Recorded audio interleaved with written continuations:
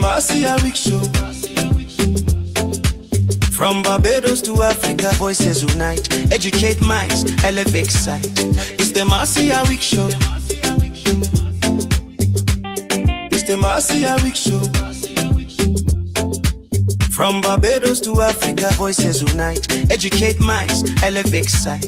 It's the Marcia Week Show. Talk truth, build roots, stories unfold. Motivate change, mobilize is the mode, that's the MR code. Hey! We growing, we know it.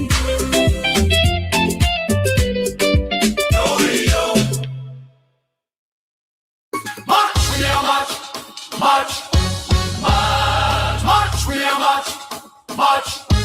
Cause we are marching on to progress. Time come sound the alarm, and we don't care what the BLP say or what they say we are.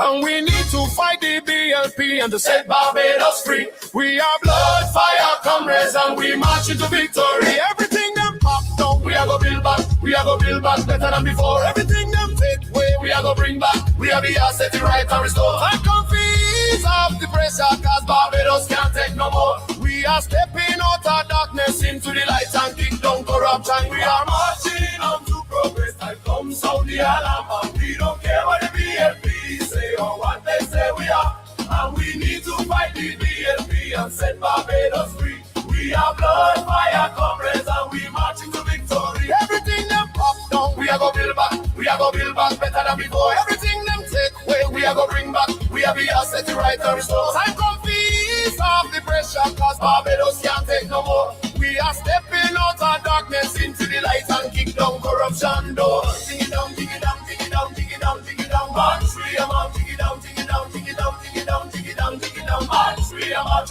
Hey, hey, hey, hey, hey. March, we are march. Hey, hey, hey, hey, hey.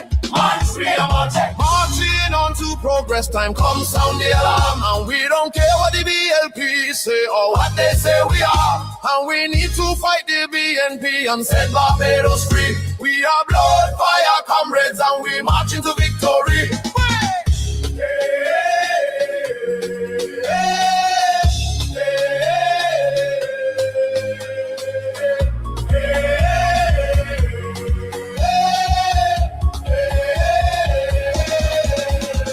March, we are march, march, march, march, march, we are march, march, march, march, march, we are march, march, march, march, march, we are march, march, march, march. We are marching on to progress. Time come sound the alarm, and we don't care what the BLP say or what they say we are. And we need to fight the BLP and set Barbados free. We are blood, fire, comrades, and we march into victory.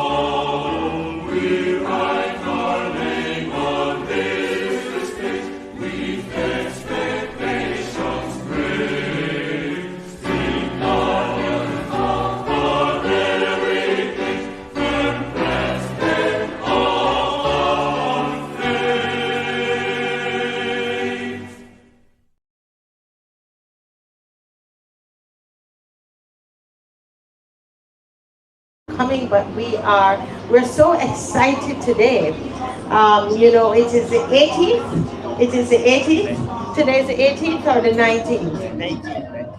Today's so let's make sure of the date. Today's the 18th. Today's the 18th and 18th and yesterday the 17th in Barbados. The the elections were called for February 11th. Now the truth is that we can't say on the Marcio show that we were surprised. If we said that we were not listening because on January the 9th, I came on the show and I said, people, February 11th, go back and watch it.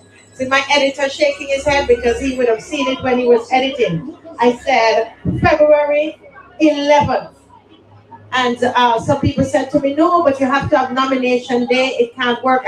But I calculated it and I said, it's possible. It's possible. Yeah, I wasn't prophesying. I knew. I knew. I wasn't prophesying. I knew that. I'm not trying to say I'm no prophet. I knew. And that's why sometimes when I come on the show and I say things and I say I can't say where I get it, what my source is, right? You all believe me now, right? And so said, so done. Even before an hour before, somebody said, no. Somebody within their camp told me February 13th. I said, no, it's February 11th. I wrote them back in my phone about an hour. And I sat there and waited on that date. Yes? And so it is not a surprise. The element of surprise was removed. Not just because we had the right date, but also because since December came around, we were saying elections in the air, show number one, elections in the air, number two. And we were going along, so we were sensitizing the people about elections. And that was very deliberate. It was very deliberate. So the sting of it and the fear of it and the surprise element of it that you have to like, oh my God, that was out the door because we were dealing with that for a good month or 6 weeks. Could be about 6 weeks, right? On the show. So that's the Marcia Week show. And we thank God for that. We thank God for that vehicle that He's provided for us. Now, we would have heard, some of us would have heard this statement from the leader of the opposition because actually minutes after the election was announced, the leader of the opposition gave a statement. And I thought that was so powerful, that speech was powerful. Well, look at me, I'm losing my manners. Let me introduce to you those who are with me at the moment. This is Kathy Weeks, my namesake. And Kathy helps with the marches. I'm going to talk about March because March is coming up. And Kathy was here last week as well, and here again with us this week. And over here on my right is Miss Dolores. And you know what? I am sandwiched between two praying people, Kathy Weeks and Dolores, preacher granny. And she's going to tell us all about the prayers and so on, the prayer sessions that we've been having a little later. But it's a pleasure to have you here, Madame, in person. But Kathy, did you hear the leader of the opposition's speech? I started to listen to it, but I was not able to complete what was being said. But what I heard, that's in my brain now. He was basically encouraging persons to not just vote for party, but be wise in their voting, and that change is necessary. And that change is something that yesterday, this for me, this is personal. Yesterday, my neighbor said to me, there's a direct vehicle next to where I live. And I was trying to get him to move it for the longest time. So he told me yesterday, the persons that are moving it are coming on February the 11th to remove the direct vehicle. Elections is on the 11th of February. That's all I'm saying. Oh, wow. Thanks, Kathy. Dolores, did you hear the speech? I know you were preparing for prayer, but you were up at that time? Did you hear any of the speech from Mr. Thorne? Not really. Not really. I was as a public, I kind of do We didn't hear. No, not really. Yeah. Well, I had the opportunity of hearing the speech, and I can tell you that it was actually very very well put together as usual. As you know, he's a very good uh, speaker, and let me see if I can find a little bit of it, just the beginning parts of it, because what they've done, they put it in written form. They put it in written form. Yes, I have it here. It says Barbados stands at a defining moment across the country. People are asking serious questions about where we are, how we're governed, and whether decisions we made truly reflect their daily realities and hopes for the future. Those questions are fair and they deserve honest, thoughtful answers. And he says this magazine introduces 30 proud, courageous Barbadians who have stepped forward because they believe our country can do better and that leadership must once again be rooted in service, integrity, and respect for people. That's his 30 that's coming forward for the DLP. These candidates, he says, come from different walks of life and bring varied skills, experience, and perspectives. What unites them is a shared commitment to put Barbados first and to follow sound principles of how decisions are made, how power is exercised, and how people are treated. They understand that leadership must now be different. It must listen before it acts. It must explain, not dictate. It must plan responsibly, manage competently, and govern with humility. Always remember that policies affect real lives. And that's just the first page because, there are 5, 6 pages. I think the speech was about 7 minutes long. So we would have just read probably a minute of it. It was 10 plus 10 minutes, some seconds. 10 minutes, some seconds. And so I thought, a very good speech. I think that the response from it has been very, very good. Actually, I don't know, is there anything that you've listened to in that first part that you might want to comment on? Yes, it's all about change. And I think that is how the present administration came into power, promising change. And we never really got the type of change that we deserve. And this is another opportunity for us to go after that. And judging from listening to the different candidates, what they have to say, and even the present ministers, what they are saying or not saying, we should be able to judge wisely in our decision making. Look at what they said, the present administration in terms of the ministers. Sometimes they don't even have a voice, so you don't know really where they stand on some of the issues. Mm-hmm. But for some of based on what I've heard from the DL, because I vote based on what is present in front of me, not necessarily what is party. Listening to some of them and what their plans are, it sounds very good. So I will be holding them to their word based on whether they get in or not. When they get in, we hold them to the word. Mm-hmm. But change is necessary. It is absolutely necessary. Definitely change is necessary, and I know Mr. Thorne is advocating change, that people seek change, Dolores, by voting. But I know that you have been saying it's not just the vote, but there's a spiritual component to this as well. What do you say to the country concerning that spiritual component? Why is that so important to you? Not just vote. because I know that is a great opposition, and the forces that was operating was trying so hard to overthrow the forces of righteousness. And we know it was a dark cast over the island. You could have felt it, you could have feel it, just force. And it like was covering, it was a blanket over the nation. So it had to be a great fight. And I must say that they fought, the church really fought a good fight because the Lord God is in it and He allowed things to happen. Sometimes He allow us to get our back against the wall to let us know it is not by man's might, it is not by man's power, but by the Spirit of God.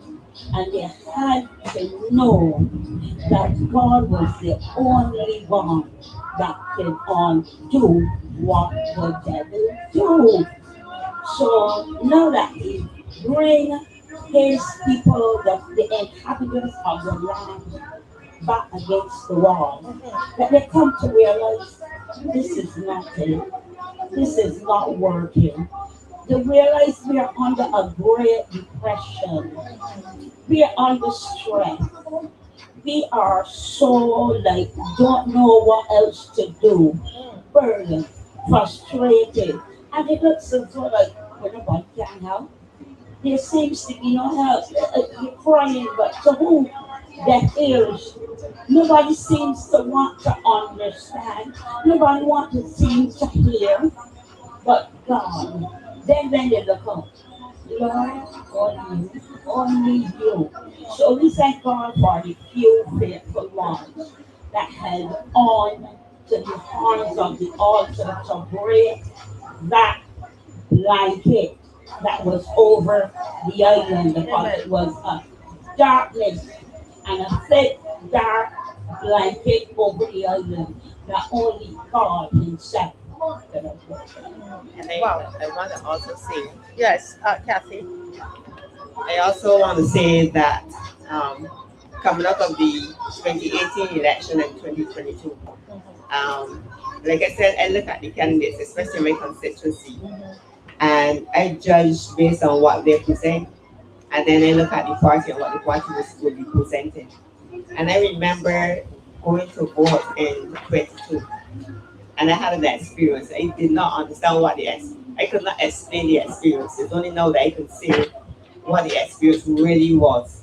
I remember going down to vote. I think it was a Thursday. All well, all good. Knowing what I was going to do and who I was going to vote for, etc. And then waited till after the crowd had gone in the morning to go down in the afternoon. So I walked down to my polling station and I went into the line. I did what I had to do and I placed my X. And it took me from home to this polling station. It took me about walking casually, say 20 minutes or thereabouts. Leaving the polling station after placing my X and going home, it took me about an hour or so to get home. I was by myself, and you know what happened? I started after I left the polling station. I was on my way. I started to feel strange in my body, and then I started to feel weak, like and I was just saying to the Lord, what was happening? And I could not understand what. I thought I would have fainted on the road. I had to muster up every bit of energy that I had in my body that God gave me in order to get home. And I was ever so bad. And I remember going through the door and dropping down in the chair. And I could not explain what was happening to my body. And I was like, I wasn't feeling sick. I was in fine health and spirits on my way down. And when I started to come back up, and I did, and it's only then that I realized that was a spiritual attack. Because I did not vote for the present administration. Both times, and this is based on what I heard about what they would have said concerning the nation and what I would have heard about the leadership of the administration. And I said I cannot vote for that. And it's only then that I realized that was a serious spiritual attack and how many other persons. And I remember there was something significant about that same day. On my way down, I was like, why is outside seeming so absolute quiet? It wasn't just quiet, it was quiet. Sound was gone from a distance, all this. And it caught my attention. I was wondering why it was like that. So there was a spiritual warfare as well going on at that time. And it's only now, since then, that I got to understand that.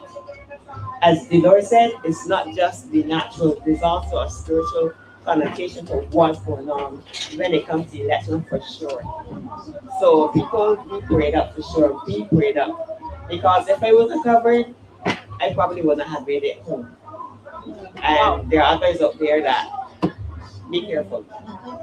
That's very very interesting because I remember a friend of mine said to me, "But Marcia, I thought I knew two friends, a lady who were praying together, and she was so convinced that she was not going to vote for this administration. This was 2018." And she said she doesn't know what happened the night before. She just had a switch. And to this day, she doesn't understand why she went and voted for them.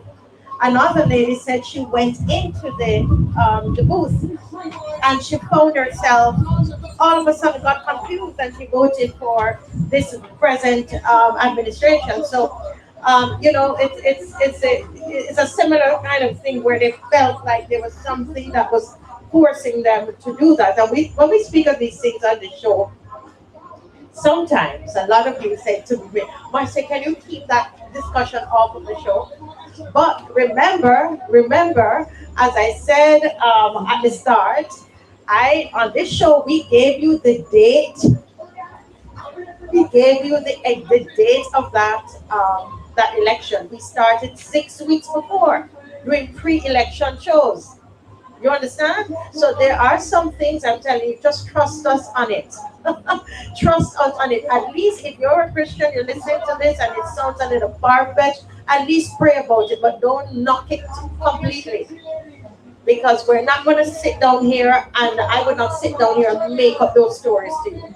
Kathy did not make up those stories. The same way I did not make up the story that about February 12th, February 11th. Okay? It is in the same way. All right? So what I want to say is that we have to remember the spiritual component of this. And there, as we're sitting here, I am realizing why the other people are not here. Because we needed to use this opportunity to talk about the spiritual components of this election. The important, you might will in your mind that you're going to vote. And you know who you're going to vote for, and you know why. And by the time the campaign starts, and they start with the merriment and the music and the witchcraft, don't turn it off. Don't turn it off. Listen, we are the same ones who told you the date of the election. Listen, there are things that we know, that I know, that I can't tell you why I'm telling you that is witchcraft. But people from their side have said to me, Preacher Granny, that Marcia, I am in the same religion as some of them are in. Okay? So I'm in the same religion as some of those that are at the top are in. And it's not Christianity. It is not Christianity. And what they said to me is that I saw the vision. I saw the vision. At the election, this is what happened. And I'm being told this because there is a falling out. So they're now saying that what you guys, the woman comments, and what you are saying on the show is true. What you are talking about witchcraft is true. That there's a lot of that happening concerning that. I wouldn't go into the details of that because I don't want to promote that kind of thing on the show, right? But I just want to say that there is that element and we need to be conscious of it. And this morning, we had the opportunity of joining the Democratic Labour Party at a church service. Now, the elections were called last night. But the DLP was at a church service, all decked out this morning, all 30 of them on a bus. They went to St. John's Parish Church, along with a whole lot of supporters. How did that happen so quickly? It happened so quickly because, again, they would have planned their church service, not knowing anything about no date, because I don't think anybody believed me. Even people in their quarters were saying, no, that's too close, whatever. Right? So they, because of Errol Barrow Day, they planned today Sunday, because today's Sunday before Errol Barrow Day, to have a church service. That was all. And it seems like such a coincidence. But look at the way they start off their campaign at church. Secondly, Kathy and Dolores and viewers, Dave and I sat in that service. Good night, ladies and gentlemen. Good night, boys and girls, and welcome to the Marcia Week Show. We are coming to you live from beautiful Barbados, and you are just watching Ike on the Move. What a great day to be alive. What a great day to be involved in all of what has in store for us here in beautiful Barbados. We are on his mind, people. We are on his mind. There's nothing happening by accident. We are on God's mind. And we have been set up here as the watchman to watch and to warn. That's all we can do. That's all we can do. And the people are going to make up their minds on exactly who they want to rule over them. Yes, so we are just here to give you information, to warn, to say be careful, to say to you be thoughtful, be prayerful. Yes, vote carefully, vote thoughtfully. Yes, and then you make your mind. This is election season, and for some reason, guys, I have not been caught up. I just can't get caught up in the frivolity of it. I just been praying. I don't know about you, but that's what I feel as I think about this beautiful country and I see what the enemy has in store for Barbados. All I can do is pray. All I can do is pray. When I see, it's what I'm seeing, what the enemy has in store, and then knowing what God has in store. And I say, God is bigger. So tonight we have some great guests that are lined up tonight, and I'm going to ask you folks to like and share, and you know, because we need this, we need your help to get this out. You know, I mean, these parties, you know, especially the government, they have a huge budget, a huge marketing budget. You know, we have ourselves. And so you have to make sure when you come on, if you've never like it tonight, okay? If you've never shared, share it tonight. I'm going to give you a little bit of time to share. Yeah? Give a little bit of time to share. Share. Yeah? And let's go down the road. Now, I have for you tonight Dr. Tull. And Dr. Tull is here to speak primarily to some mindsets that we have about voting. Now, can anybody out there tell me what is the church as a voting block? The church as a voting block. How many persons make up that voting block in Barbados? Let me wait and see if anybody has the answer.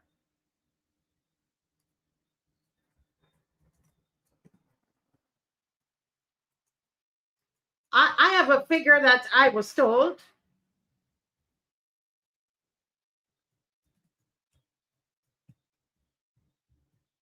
Because sometimes, you know, we need to remind them. And the church needs to, the church needs to remind them. The church needs to understand the power that they have. Okay? The church needs to understand the power that it has. So the thing is, does anybody know the true voting bloc of the church?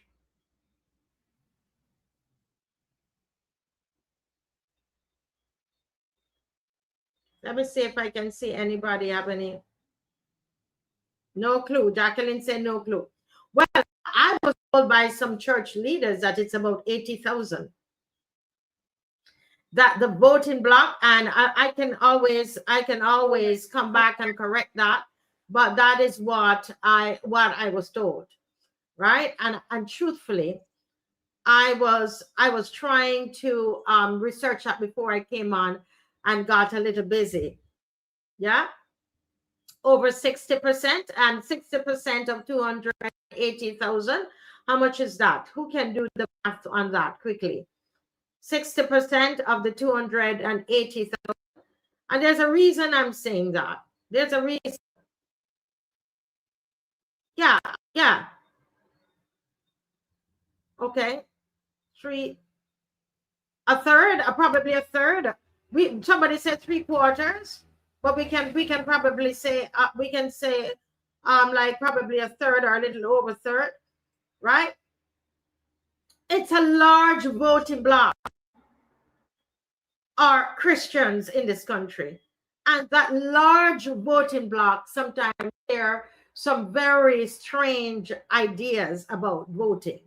And so Dr. Tall, who's a teacher, and is one of the persons who have been praying with us in the mornings, felt that this is something that we need to address if we're really, really serious about voting and about, while you pray, then you put actions to your prayer.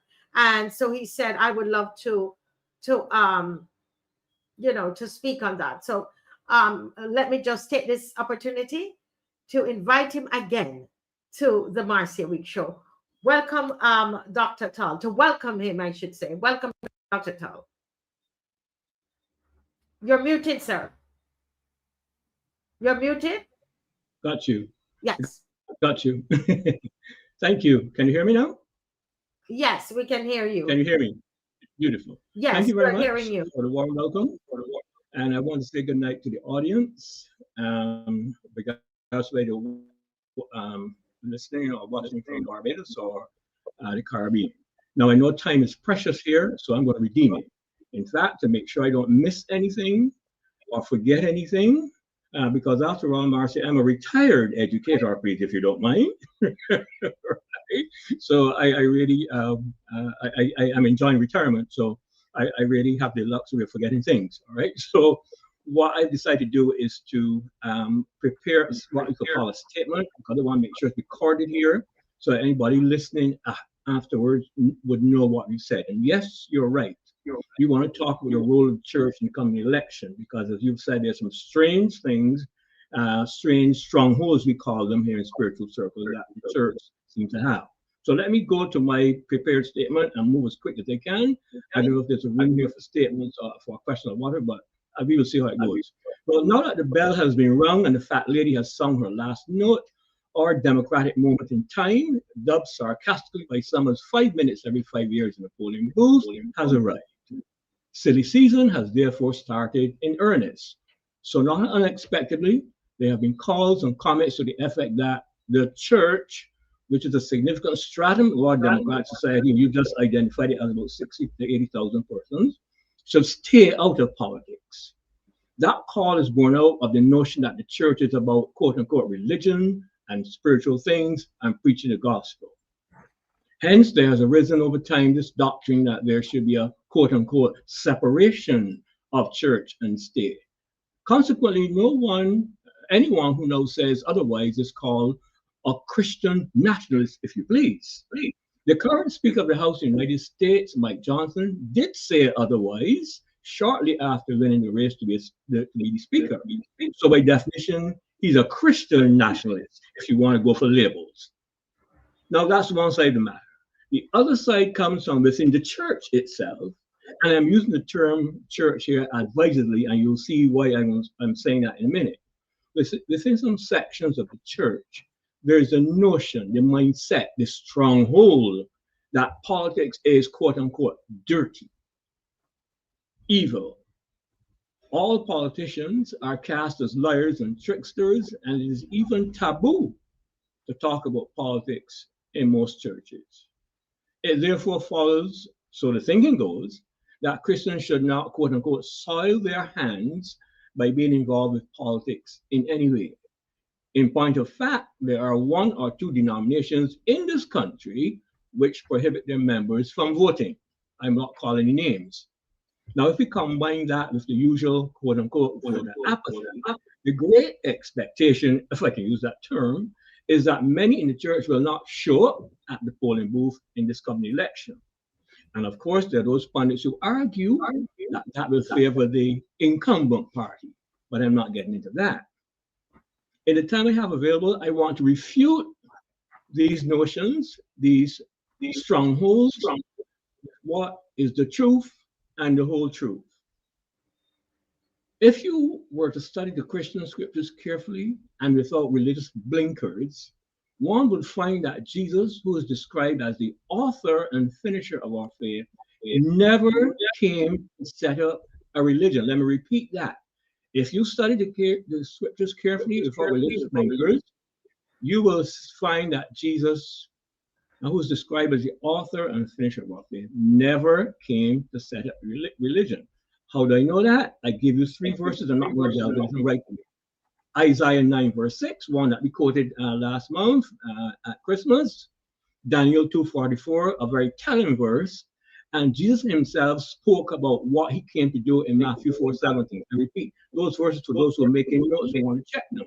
Isaiah 9:6, Daniel 2:44, and Matthew 4:17. And while you're there, you can check Matthew, I think it is 3:2, where John the Baptist, who was his forerunner or publicist, he would say, said what Jesus came to do. Right? Now, faith is not a synonym for religion.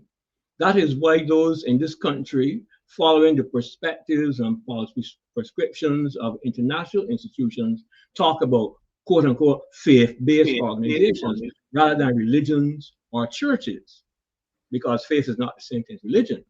We do have a faith, but is it a religion? But if the word church, as used by Jesus himself, is not a religion, what is it? That is the $64 million question which every church member should want to answer. Well, the answer is really simple.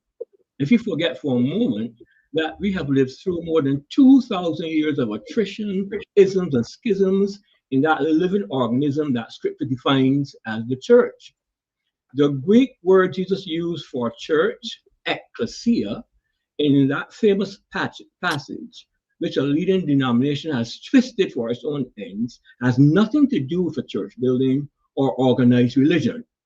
Speaking with reference to the governance practices in his time, Jesus was indicating that his ecclesia, his church, was a ruling, decision-making body charged with bringing people into this kingdom, number 1, which is why we preach the gospel, and ruling from the highest level, that is the spiritual or heavenly level. Oh, I like that to sink in. We have 2 jobs to do. Preach the gospel, because unless you accept Christ as Savior and Lord, you cannot enter his kingdom.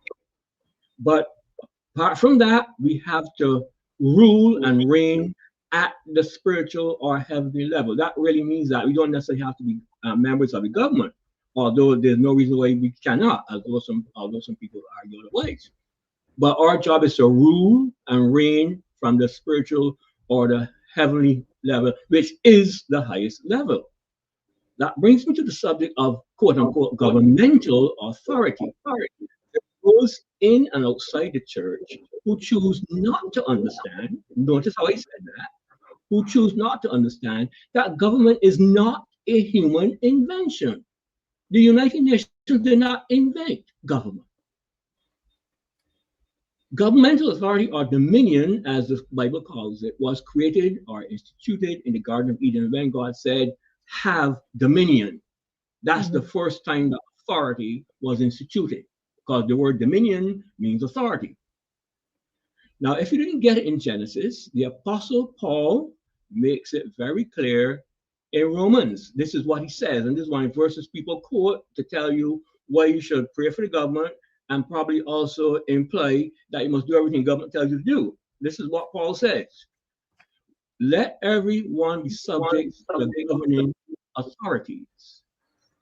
For there is no authority, please note, there is no authority except that which God has established. The authorities that exist have been established by God. Now, some people take that to mean the government of the day. That's not what Paul meant. The authorities are whoever is there in charge. So you can't use that to say we can't say anything about the government. That's nonsense, right? It's the principle, just like how we talk about respecting the position of a person, right? It's the same principle. And that's one of the misunderstandings that have been perpetuated in the church for several thousand years, really.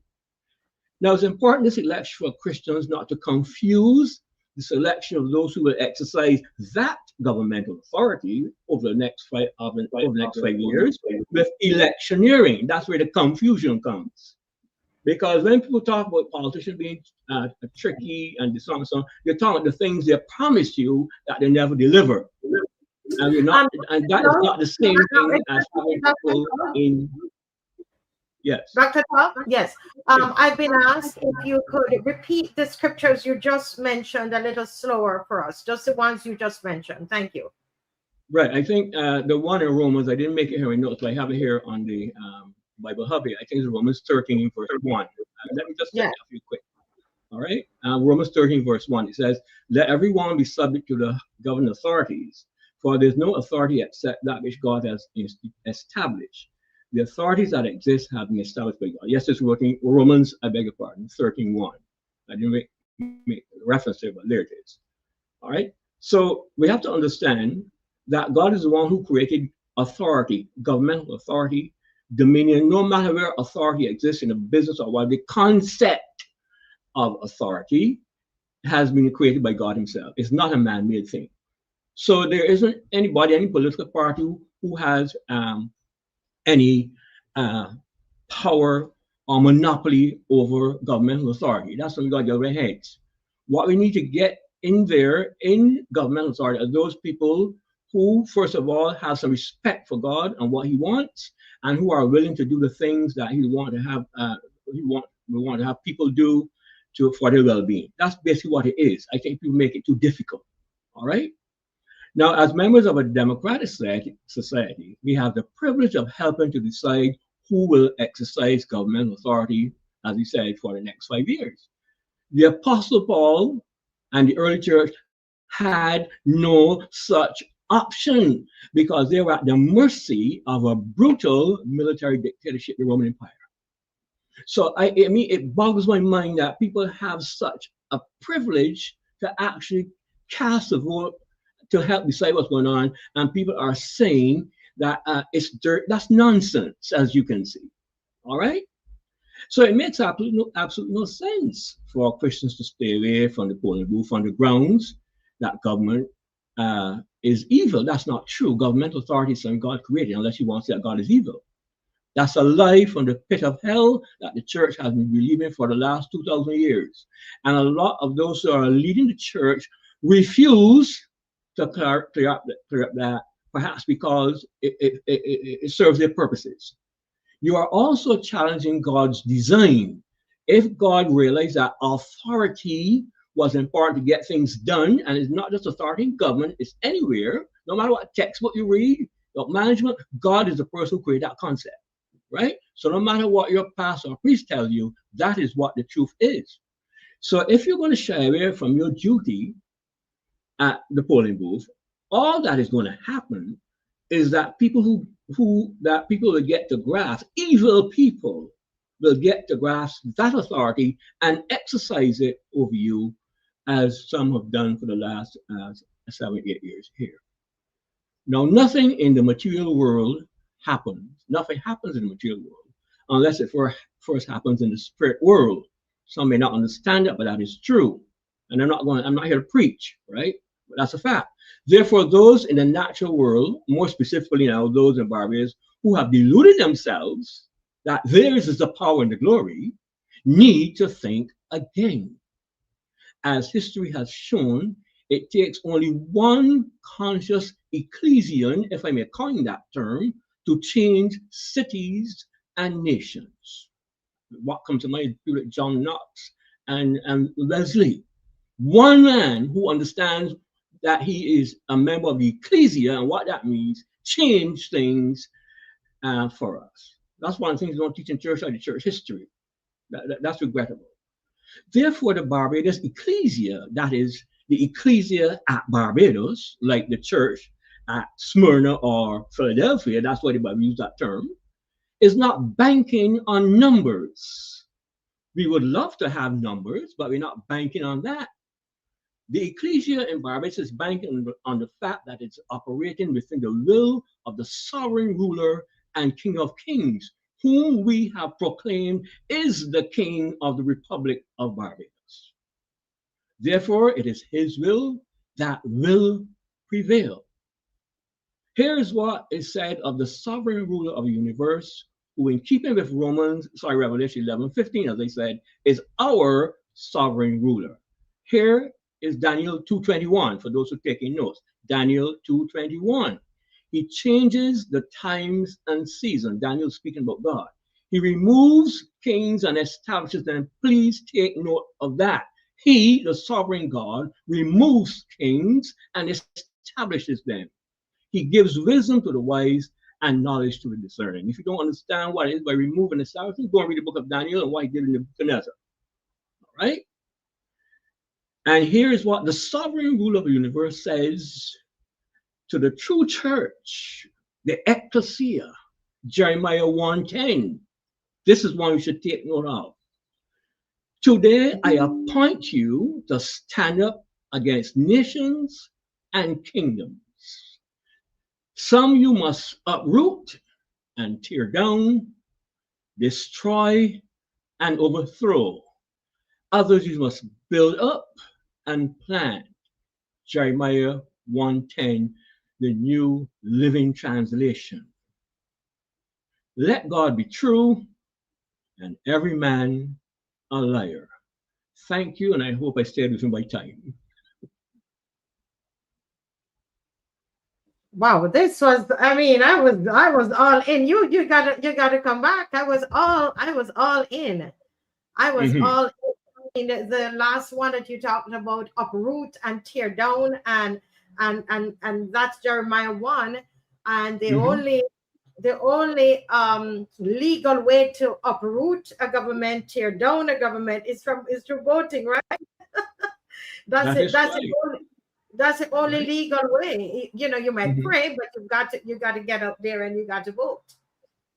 You see, one of the things that happens is that some of us, and myself included, we have a difficulty trying to translate spirituality into a real situation, right? That's why challenge that we have. I still have it, but you're learning, right? We got to understand you can pray and ask God and seek his will, and you can bind and loose, which is what we're going to do tomorrow morning, right? But you have to come out now and do the stuff, you see? So Christians need to understand, you got to get real now, okay? Jesus didn't stay in some place and he came out and preached to people and he found disciples, and he healed people, he touched people, and he debated with them, you see? So you got to understand. Yes. And Dave has the flyer up, and every morning, 5 o'clock, Dr. Tull joins Dolores Paulette on this same platform, Africa Bridge, 5 o'clock in the morning, and they have prayer. So lest you listen and you say, oh, they're only talking about voting. No, but it's two things, faith and works, all right? Because as I love that scripture, the uproot and the tear down, and its actions. And the action, yes, you're going to pray, but you've got to go and vote as well. And so I just want to thank you so much. But before you go, let me take 2 minutes and let's talk about this, because this is actually correct. I was correct. That is approximately 80,000 Christians who are registered to vote in Barbados, because at least 30% of the population they identify as Christian. I'm sorry, no. And 30% of the voting population registered as and said that they were Christian. Okay. And the population on a whole is about 260 thereabout. All right. So approximately 80,000, you might be conservative and say about 70,000. The big question is, how many will vote? And I don't know if you followed it. Sorry, I think we get a delay here. Go ahead. You're getting a delay from me? Yeah, there's a delay here on my computer, but it's probably because our resource users here. No problem. Yes, but it could be me as well. I'm not sure. Is everybody hearing? All is well. Okay. Yeah. So that's the big question here. How many will vote? How many of these 80,000 Christians that are there? That can you imagine if God wants to put somebody in place? The church should realize how much power that they have with 80,000 people. You know what I mean? Marcia, what we're going through, but I don't know if people follow the last U.S. election, but we followed it. I mean, every minute of it. And I remember very well they had the same problem because apparently a lot of Christians in America don't vote. So I remember listening to a guy called Marvin. He had to come out and pull out things of the scripture to get people to understand you need to go out there and vote. You can't sit down and expect things to go well and say, handle it. You can't do that, right? That's an attitude that a lot of Christians have. I don't know where they get the attitude from, you see? I think a lot of people teach Christianity as though saying in practice, it's just a theory. It's not a theory. You have to get out in the real world and do things. Jesus, I always think about Charlie Kirk. A lot of people don't understand why he got slain, He got slain because he was telling people exactly the same thing. You can hear all kinds of explanations, but the devil can't let Christians understand that government is something for them. They have the ultimate control over who has government authority in the country. Because if they ever discover and work on that, there's going to be real trouble. But not real trouble, but things are going to change. Yes. So I say to you, don't let the devil fool you. You, the believer, if you are the true ex, if you have this your Lord and Savior, He has commissioned you to bind and to loose, to tear down and trample down and to build up. Get on your knees and do it. And then go and vote and reinforce it. That's how you do it. Yes. You understand where it comes from? I see some people asking those verses. You're right. Let me give them. I see what they mean now. I mean the first set of verses I gave. Let me give it to them quickly again, please. It is Isaiah 9:6. Not repeat 6. 9:6. 9:6. Isaiah 9:6. Isaiah 9:6. Yes. Right. That's the first read that Christmas Day talk about. His wonderful counselor and the government shall be in the shoulder. People read that every Christmas Day and don't understand what it's saying. Right. Daniel 2:44 is a walkover verse. Everybody should read that. Daniel 2:44. And then you have Matthew 4:17. So again, Isaiah 9:6, Daniel 2:44, and Matthew 4:17. Yes. And they said I think you can slot in there Matthew 3:2, where John the Baptist himself is speaking about Jesus. Matthew 3:2, he says he's come to repent for the kingdom of heaven is at hand. He doesn't come to set up any religion, As I don't see that in the Bible, right? So we got to understand what the ecclesia is about, right? Yes. Yes. Well, thank you so much, and we will see you tomorrow at 5:00. And remember, I see we have a lot of discussions in the chat. And one of the things that I've had Muslims on the show. I have had Rastafari people on the show. I do it, okay? And so I'm saying, let's respect everybody. Let's respect everybody. Come on, guys. We're a family here. We don't fight. And to say this and, just leave it alone. All right? All right. Thank you so much. Thank you. Most welcome. See you tomorrow morning. Tomorrow morning. 5:00 tomorrow morning. Wow. Listen, folks, how many of you knew that there were 80,000 people who identify as Christians who are registered to vote in Barbados? How many of you knew that? Wow. That, just thinking about that, it's interesting. It'd be good to look at the exit polls and to see how many of those people did actually vote. Wouldn't that be interesting? Yeah. Folks, let's not go off. Stay on the topic. The topic is voting. It's not religion. Oh my gosh. Part of our problem. This part of the problem. We're all over the place. All over the place. And while we are all over the place, these politicians, like a magician, they're moving the hand over here. Just don't. They're gone into Charlie Kirk now, folks. What was our purpose on here? What is the purpose on the show? Came on. Come on, folks. Come on. Let's be mature. Look at the state of this country. Look at where we are. And you're going, the man mentioned Charlie Kirk, and you're going to take the whole conversation all over to Charlie Kirk. Come back on the subject matter. You know, what is material? What is material? And what is immaterial? Okay? There you go. All right. So we have also Caroline Rock, and she's from St. Lucie. And let me tell you, I heard this woman speaking on the truck. Well, at the side of the truck when we did the water march concerning the water for St. Lucie. And I was really, very, very impressed with her. And so I asked her, I've been asking her to come on and be a regular presenter, right?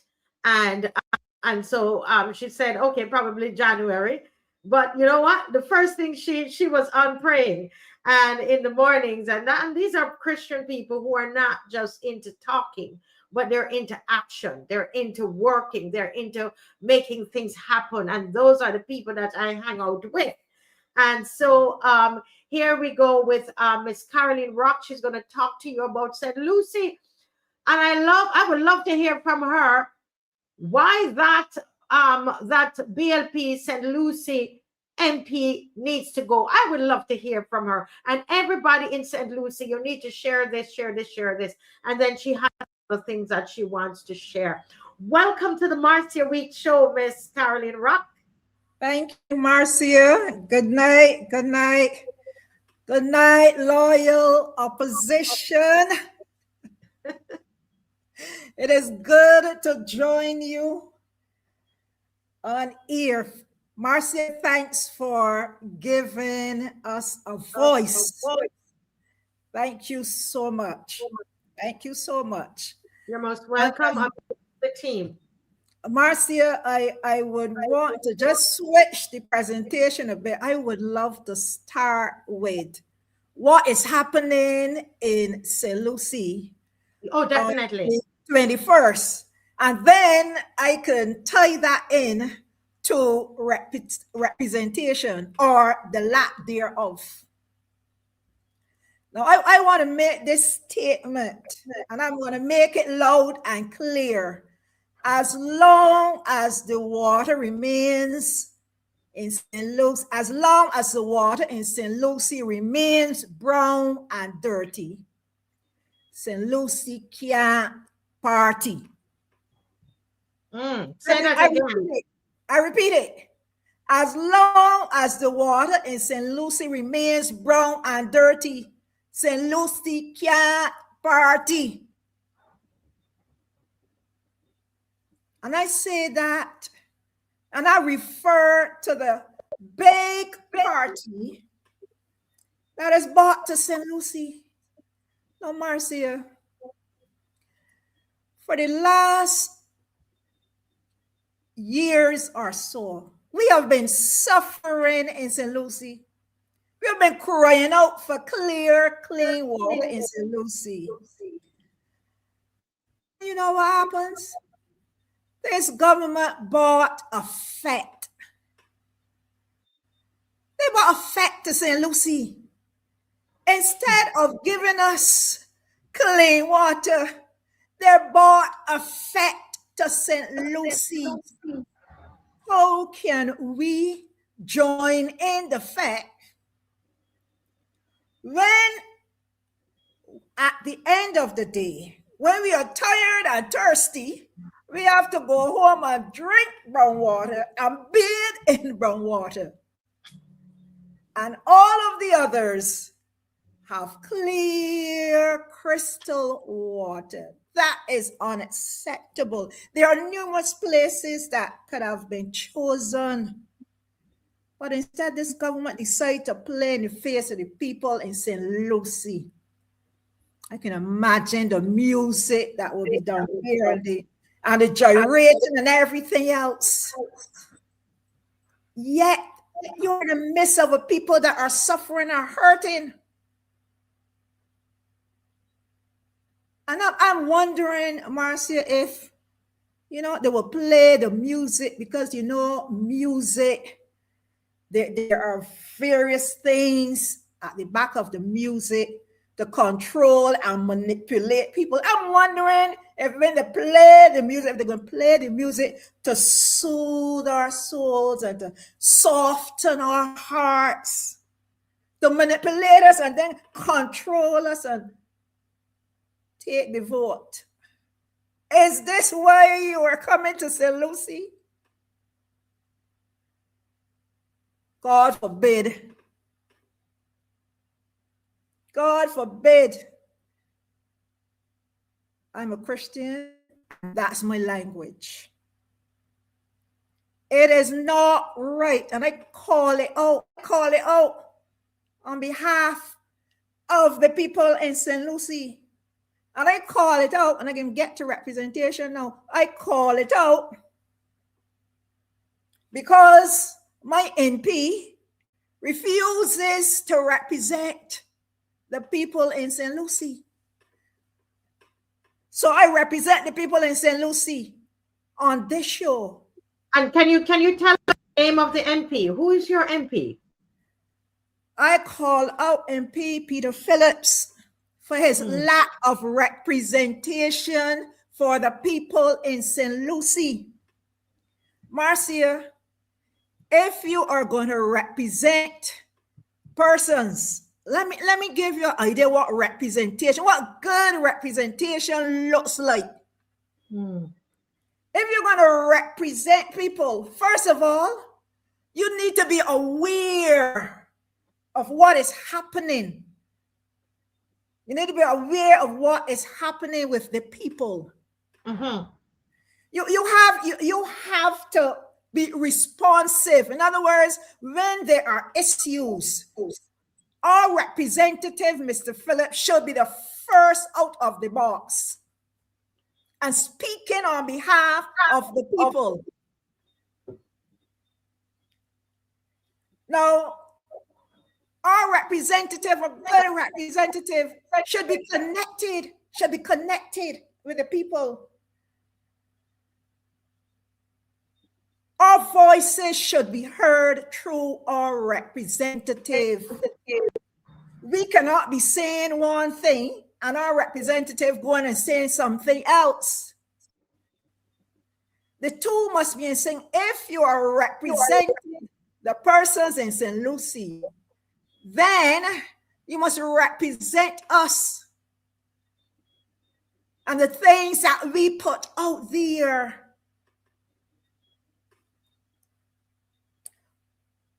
Our true representatives, our true representation would allow the constituents to feel that their vote mattered and that they made the right decision and placed the right person there. And I give some of those attributes of a good representative. So I'm now going to have a look at my representative, my representative.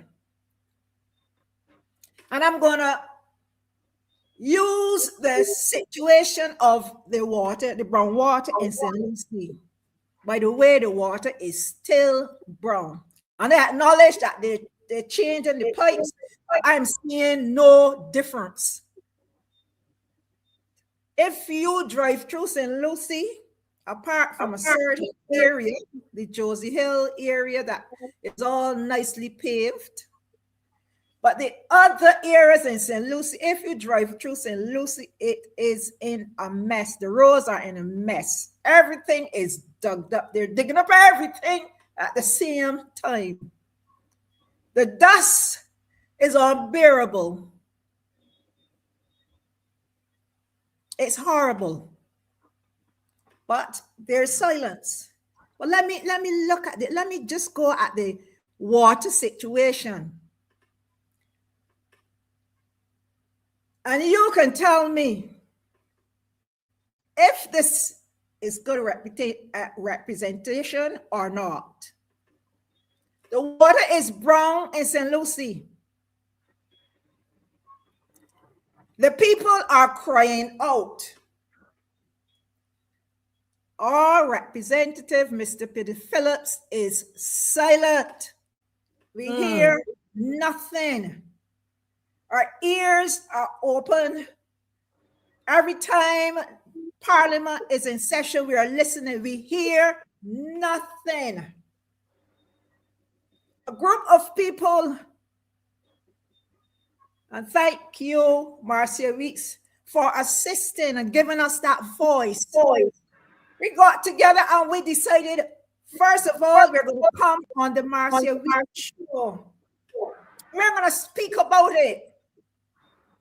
Marcia, you begin to get the cold shoulders. We planned, and let me put it this way. The opposition did more for St. Lucie than our present representative. You're serious? You're saying the opposition, they bought water. I've seen water. Other people bring water. I've not heard anyone said this is from the present government. We've had to fight on our own. We've had to fight Barbados Water Authority and call them out to get water trucks at times, to get tanks that run empty, filled. The people have had to do it themselves.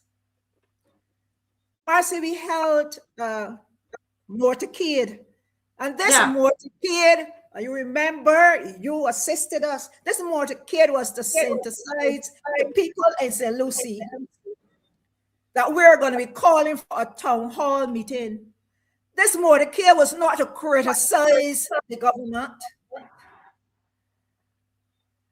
It was not political. As a matter of fact, one of the persons that were planning was specific in saying, we do not want any political persons on this motorcade because we don't want it to be seen as political. Clean water is our right. And therefore, that's what we are protesting about. Would you believe, Marcia? Our representative, instead of supporting us, found himself by the side of the road with a cell phone, intimidating us. That's our representative, intimidating us. He was taking pictures of the people who were on the truck. Pictures of the people who were on the motorcade. Marcia, don't know what the pictures were for, but I would think if it was me taking those pictures, it would have been to go back and say, yeah, you were on that motorcade. Well, you can see what would happen to you if it were me. I'm not saying that was his intention, but that was the kind of representation I felt intimidated. I felt intimidated for standing up for our right. That's the representation that we got in St. Lucie. Marcia, when we asked for compensation, instead of our representative joining with us, that's when we heard his voice. On the air saying, St. Lucie, shut up or sit down and pay those bills. Pay those bills. When we were saying, but we are not getting water, so we need to be compensated. He said, pay those bills.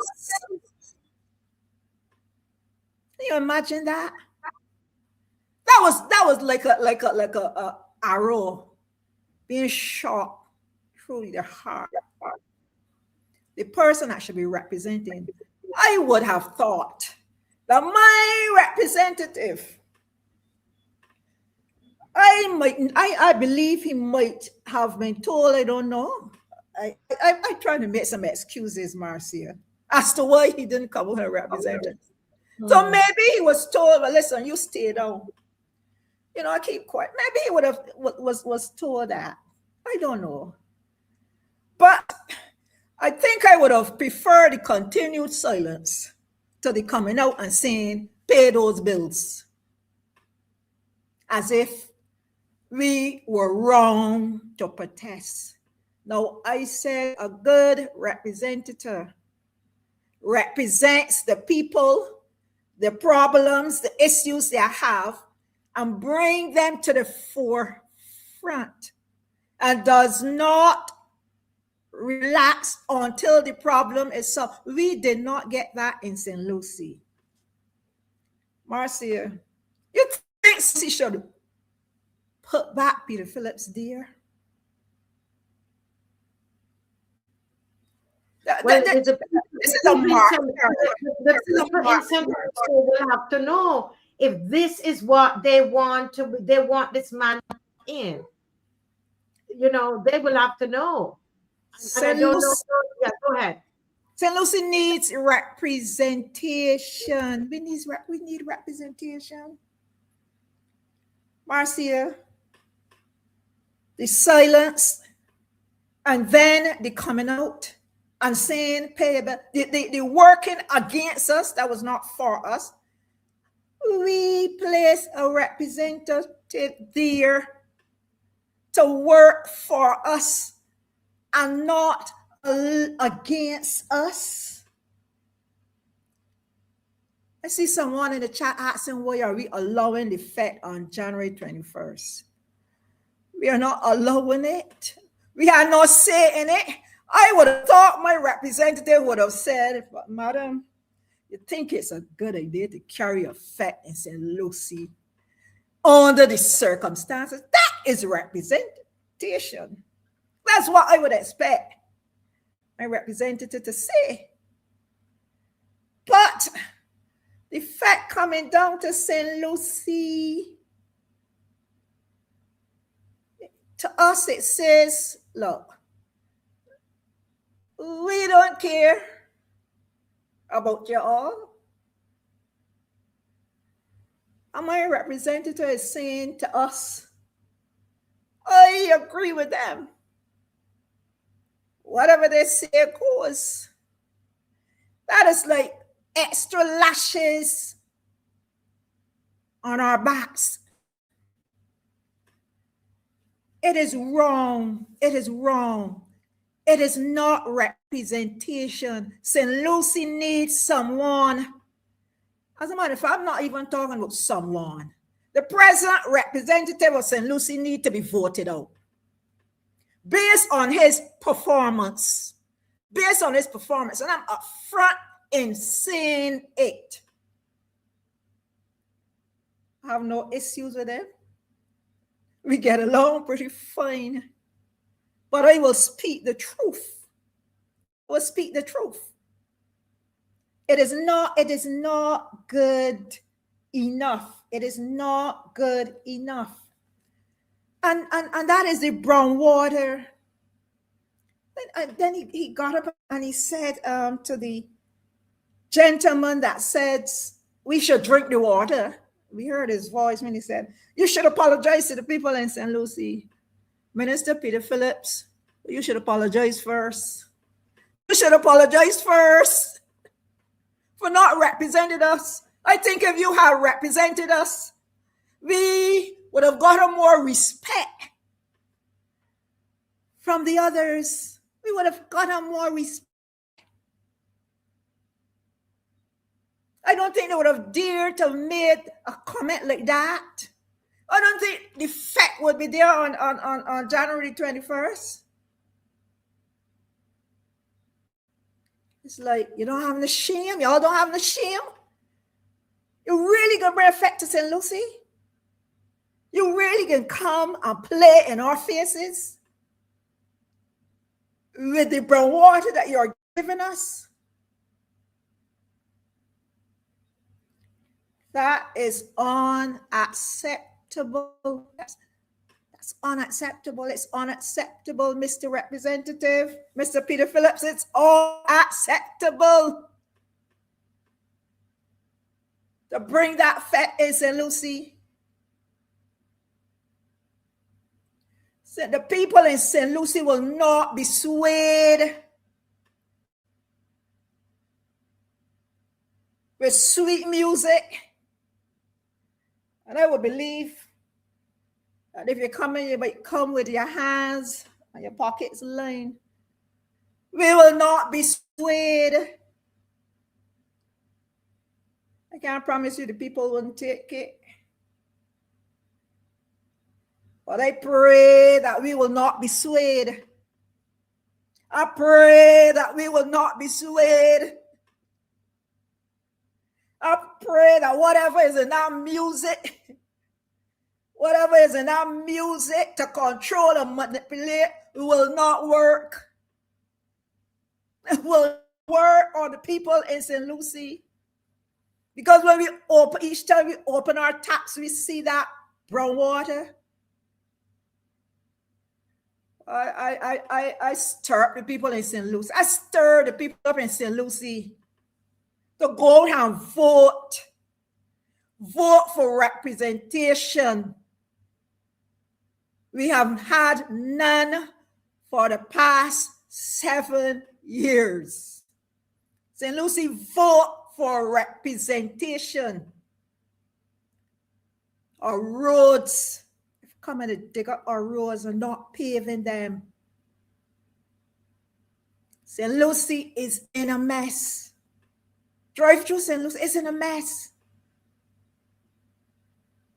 And then the roads that are all the overgrown bush. It is unacceptable. You mean you couldn't send a crew to clean it up? How much would that have cost? People in St. Lucie are generally quiet and peaceful. But we know right and wrong. We know representation and the lack thereof. And we have not been getting representation, and we deserve better. St. Lucie deserve better. We deserve better. You know, I can hear the passion in you because you will live it. You actually, I'm looking around here. I had it close to my desk here. I kept that bottle of water all the time. And if somebody comes in, I'm pretending to offer them a drink, but I keep it at my house.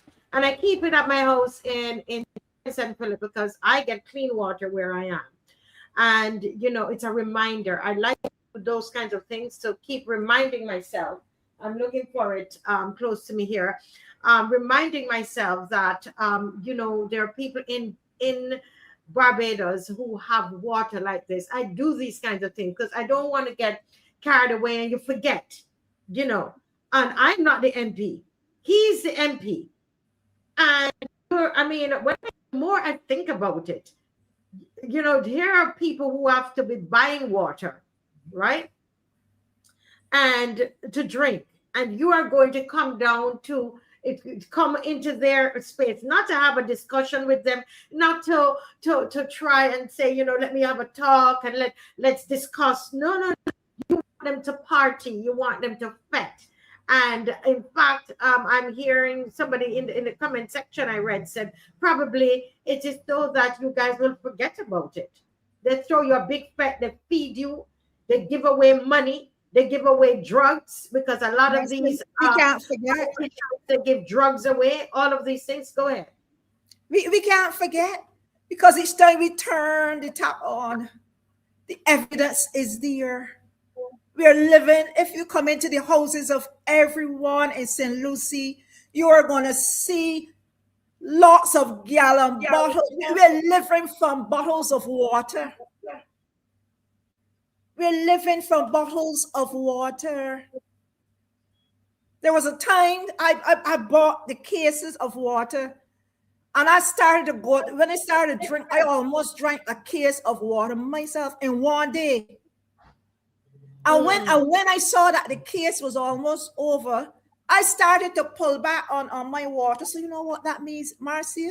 There's a possibility that there are lots of people that are dehydrated because they're watching how quick the water is going and pulling back and not giving the body what it needs.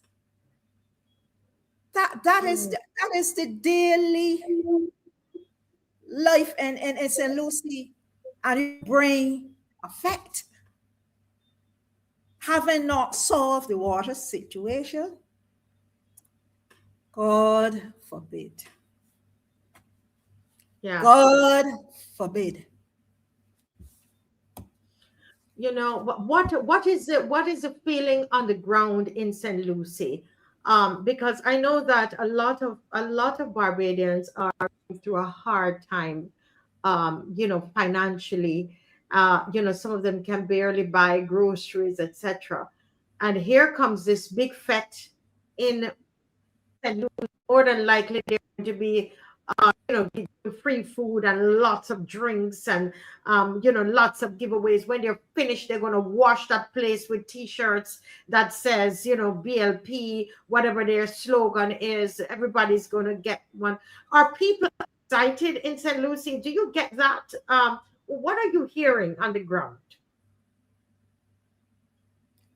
Marcia, sometimes it's difficult to gauge what the people are thinking because in St. Lucie we're kind of spaced out a lot. Yes, that's true.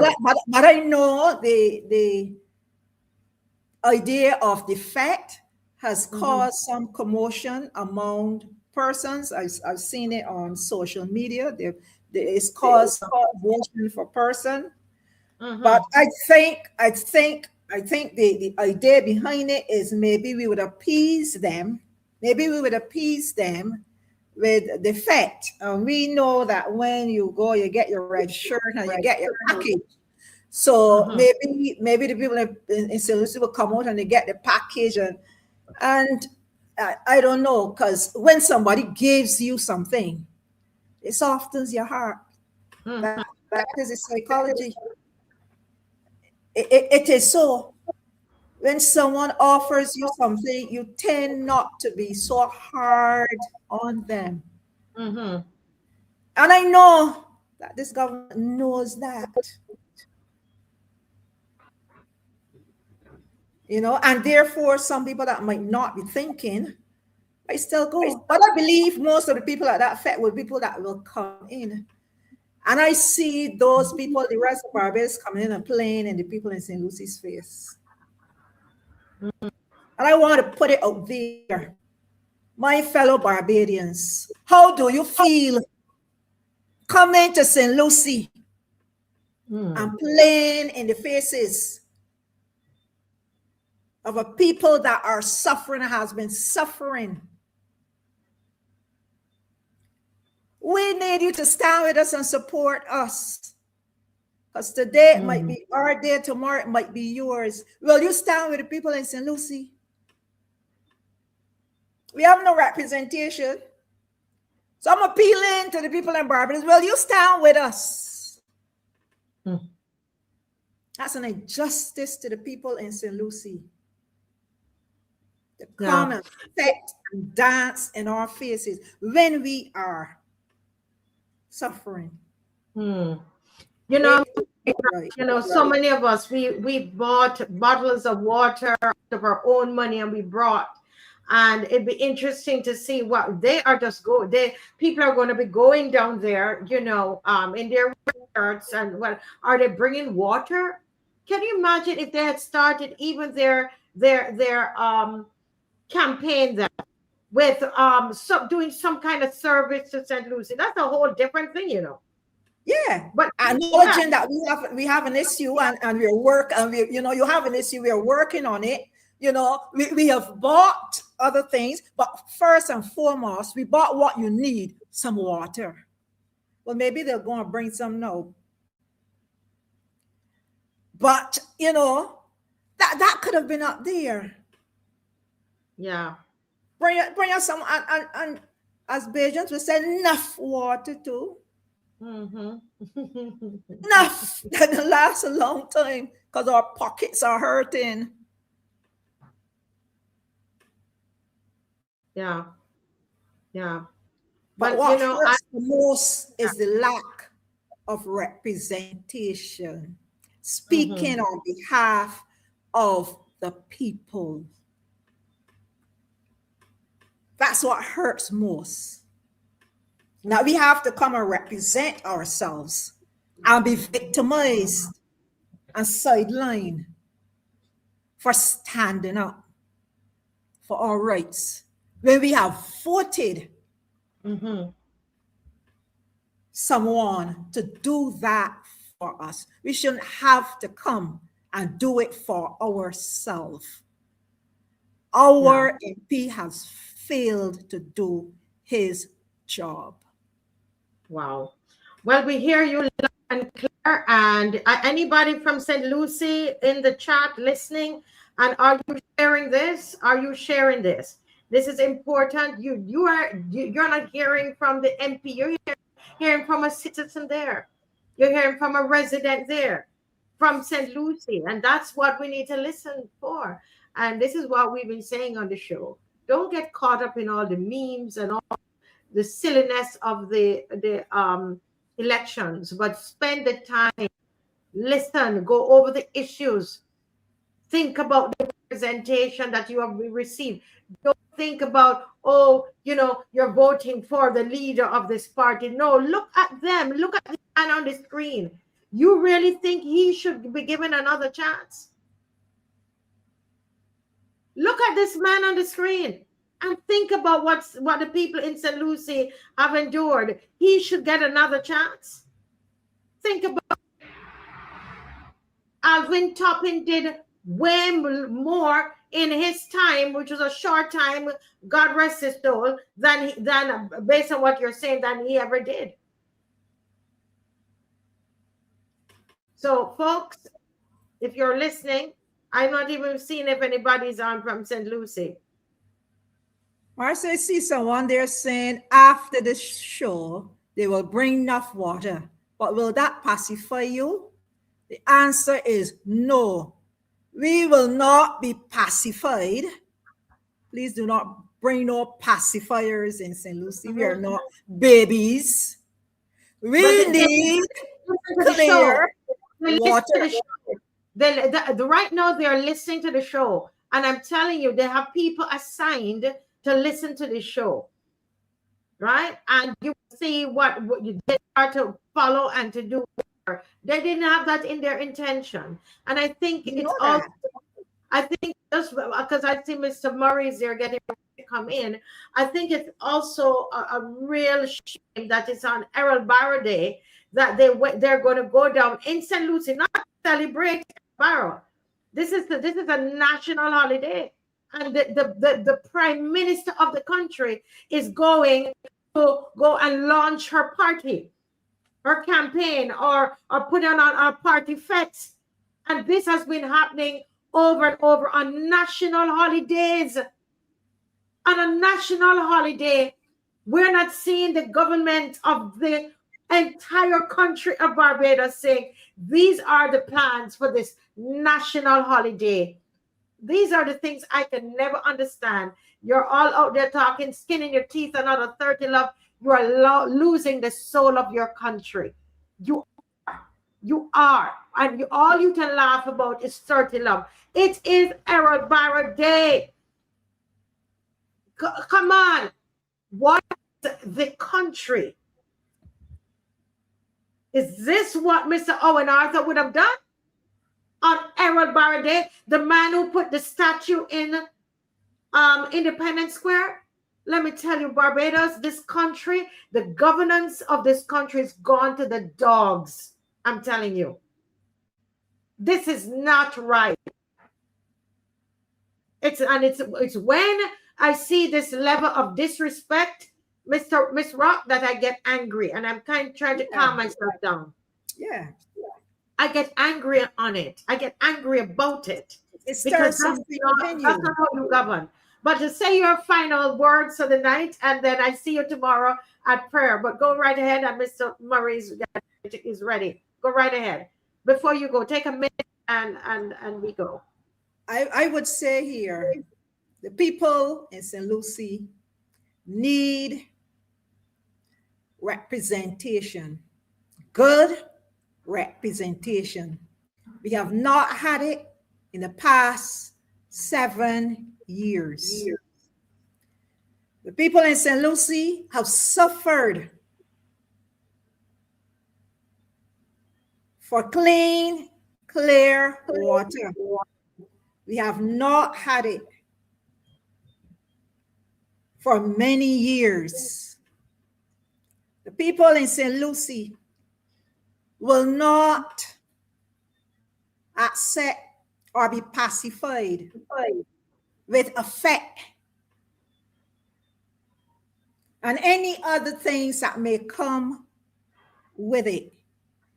We want proper representation and clean, crystal clear drinking water.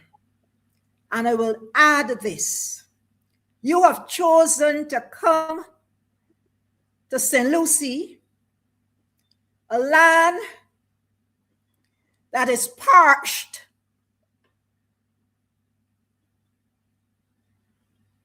for lack of clear drinking water.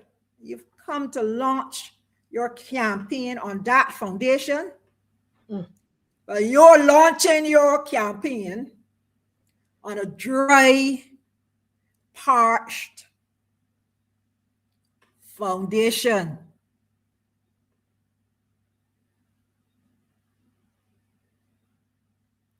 In the same way that you treat the people of St. Lucie have been treated. In the same way that we have been treated. Yeah. Well, thank you so much. To set your foundation on that, you will be treated. Well, Miss Rock, I can feel your passion, and I thank you so much for joining us this evening. And we will continue to work and see what's happening there. And you know, a lot of people saying that people in St. Lucie need to do something. Do it peacefully, but do something. Make a statement. Do something to make a statement to them as they come to St. Lucie. Thank you so much, very much, Ms. Rock, and have a pleasant night. Thank you. Thank you, and same to you and others. Yes, God bless. Yes. Good night, Mr. Murray. I had to let her have those extra minutes there because of you know, you could hear the passion and the concern. And I mean, when you see the water that she gave me, I keep it here at the house. And when I show it to people, whoever comes, they can't believe it. They're thinking that somebody did something to it. No, it's the actual water in St. Lucie, you know. And let's welcome you, Mr. Murray. And you know, you're going to get back your time. Go right ahead, sir. Oh boy, you're muted. No, we're not hearing you.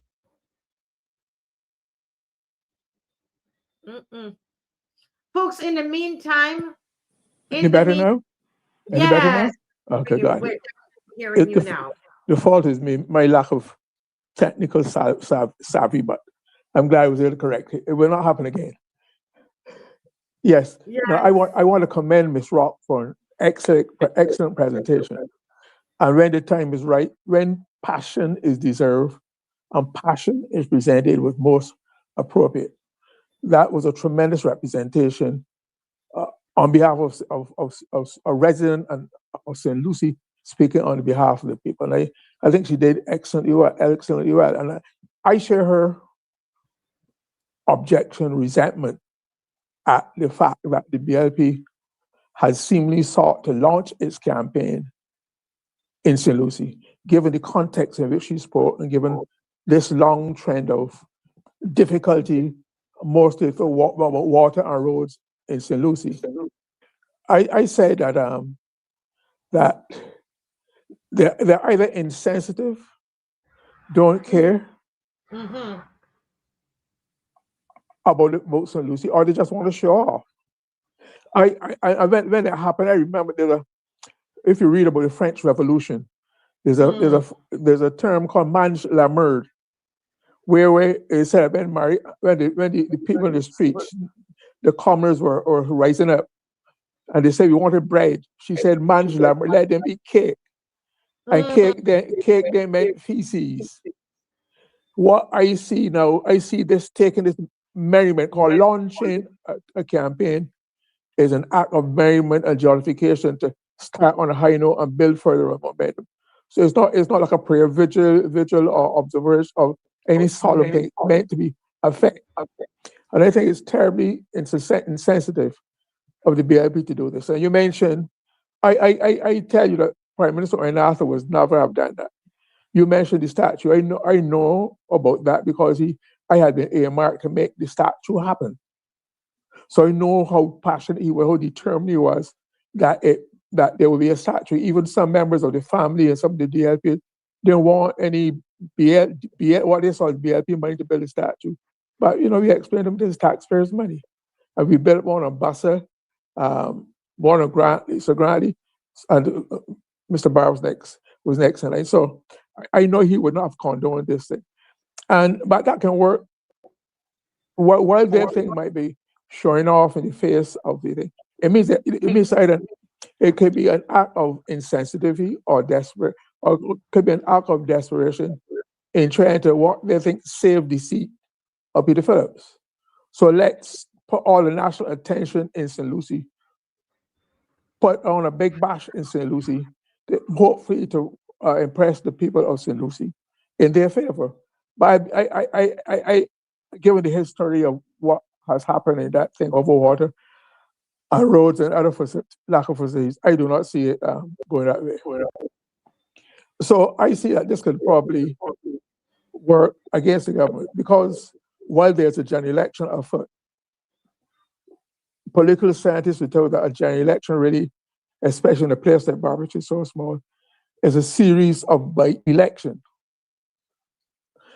All politics being local, on election day, chances are that the voting will be voting on local issues.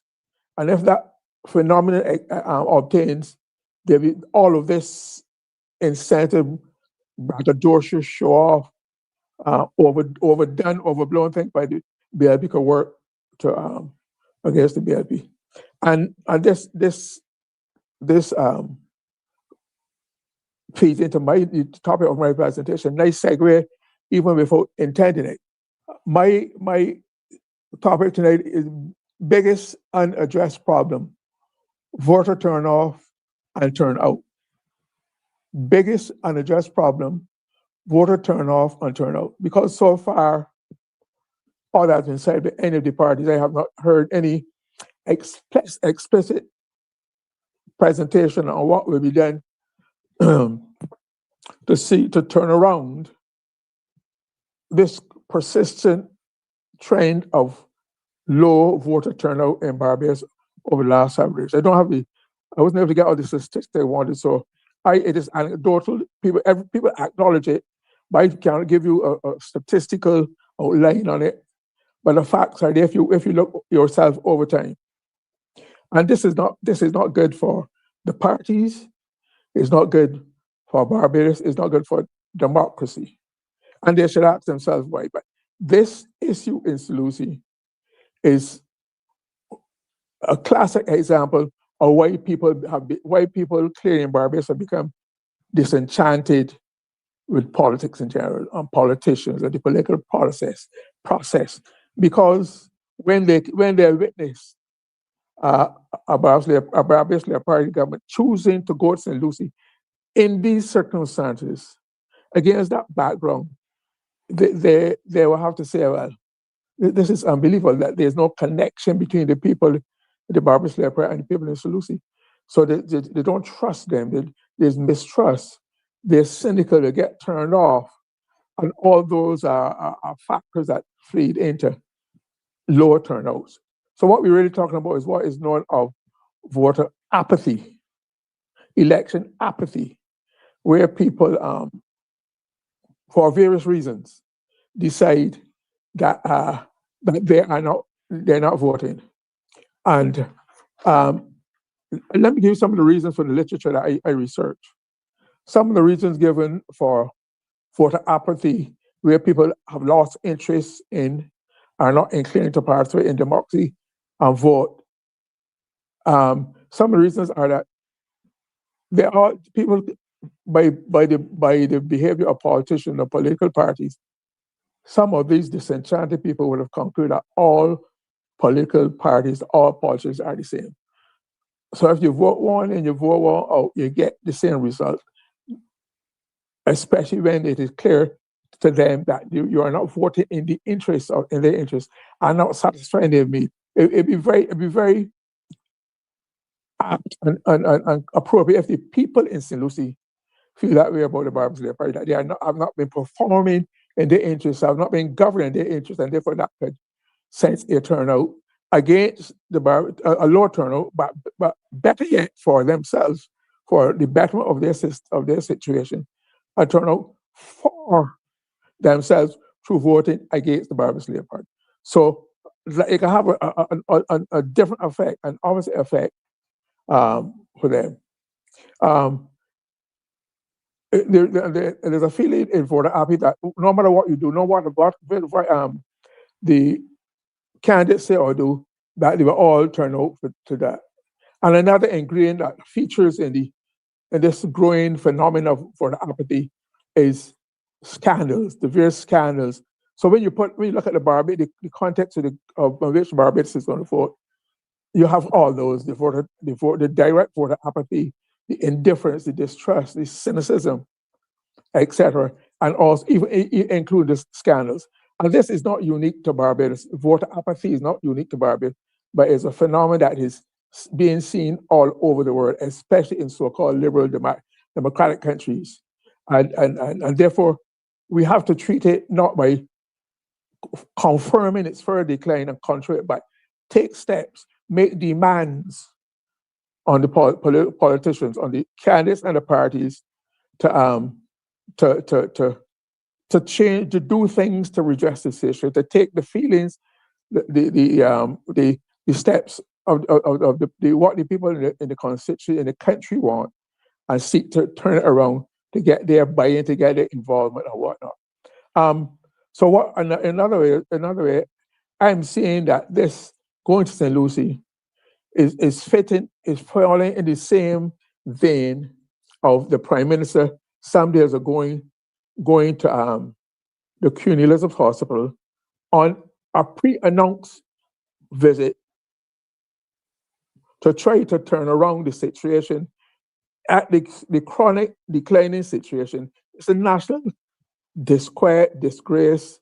Nobody in the right mind, no Barbadian, particularly those of us who knew we live in a country where our healthcare system was regarded one of the best in the world, and certainly the best in the Eastern Caribbean, where people came from all the Caribbean to benefit from the highest standard of healthcare in Barbados. What has happened in the case of the QH has gone the opposite direction. We are now, when you see people laying down on the floor, no matter how it was tried to be spun away by the CEO, that when he checked, there was none there, but people have videos, photographic material that confirm that there have been. And so the Prime Minister going to do that on not a surprise visit, but from the time I heard the visit where the hospitals virtually sat down, surgeries and dressings and everything had ground to halt for 4 or 5 hours while this meeting went on. A meeting which should have been held internally with the ministry or the ministry. So there's a board at the ministry, in charge of the career. There's a management team. There's a CEO. All this information the Prime Minister might have given the impression she was seeing to get on that one visit should have been fed into the ministry, the two ministers in the Ministry of Health, over time by constant reports. I have been told by some of my friends who still work in the public service, I have connection that when there was dissatisfaction I think it was the transport board, with transport, that there was a kind of where the then minister, I think it would have been Goodney Edgell, was called upon to give a weekly report to cabinet. Because the situation was considered so dire and so disquieting, that there he was called upon to give, according to my information, a weekly report. Why could this not have been? Why has this happened in the case of the QH, which was a more urgent, life-threatening situation? So it's another grand splash, like the trek to St. Lucie, of the Prime Minister going there, because at the end of it, the Prime Minister said she spoke to people, she tried to set up to report to her through the ministers, etc., but that it will take time. So this idea that you can just turn up, and because of your presence and your perceived strength of personality and importance, that cannot do otherwise than what good management system to do. And the CEO has clearly shown because when he went to the QH, the situation was bad. It has gotten worse. So it means that his system, his methods are not working. Okay, and therefore, it was therefore a waste of time. But if you know it came, the Prime Minister visit came on the heels of Bernice selling new buses, the pothole fixers, and some other activities to show, obviously, and people realized there was an election coming up, to try to feel that I have all these festering problems under control. New buses and potholes to do with the road. You got the QH, which was at the time the most crucial issue and still is for this environment. So this is an attempt to convince yourself that I just have to turn up, and I'll be able to do by talking about what our people already know. Because as far as I know, the Prime Minister is not anyway trained or been exposed to hospital management. It's a specialty area.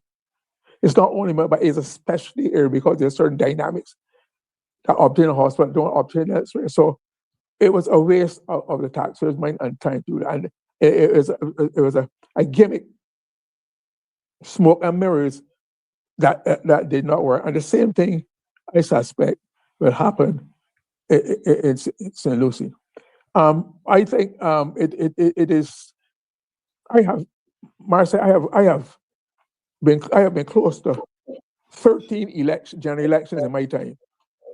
Between 1951 and this one, the only one I would have missed would have been the 1971 general election when I was living in Canada and could not vote. Okay, but I've been close to and have various involvement or observation of 13 general elections from 1951 when that was the first step towards real democracy, with the acquisition of the right to vote, but only reaching the age of 21 and dispensing with having to have a certain amount of property or wealth or income to be able to vote. Okay, so, and I have never yet, Marcia, heard as many people say, people of all age group, both sexes, all levels of society, different jobs, young or old, that they are voting, that they have no intention of voting for some of the very same reasons that I mentioned to you that obtains in people's mind. So it tells me that, like I said, that's why I say it's the biggest unaddressed problem. And the campaigners, the people who are devising the campaign, should take it into account if it's going to help to salvage Barbados's democratic tradition and Barbados's political parties. Because if a few people turn out with 39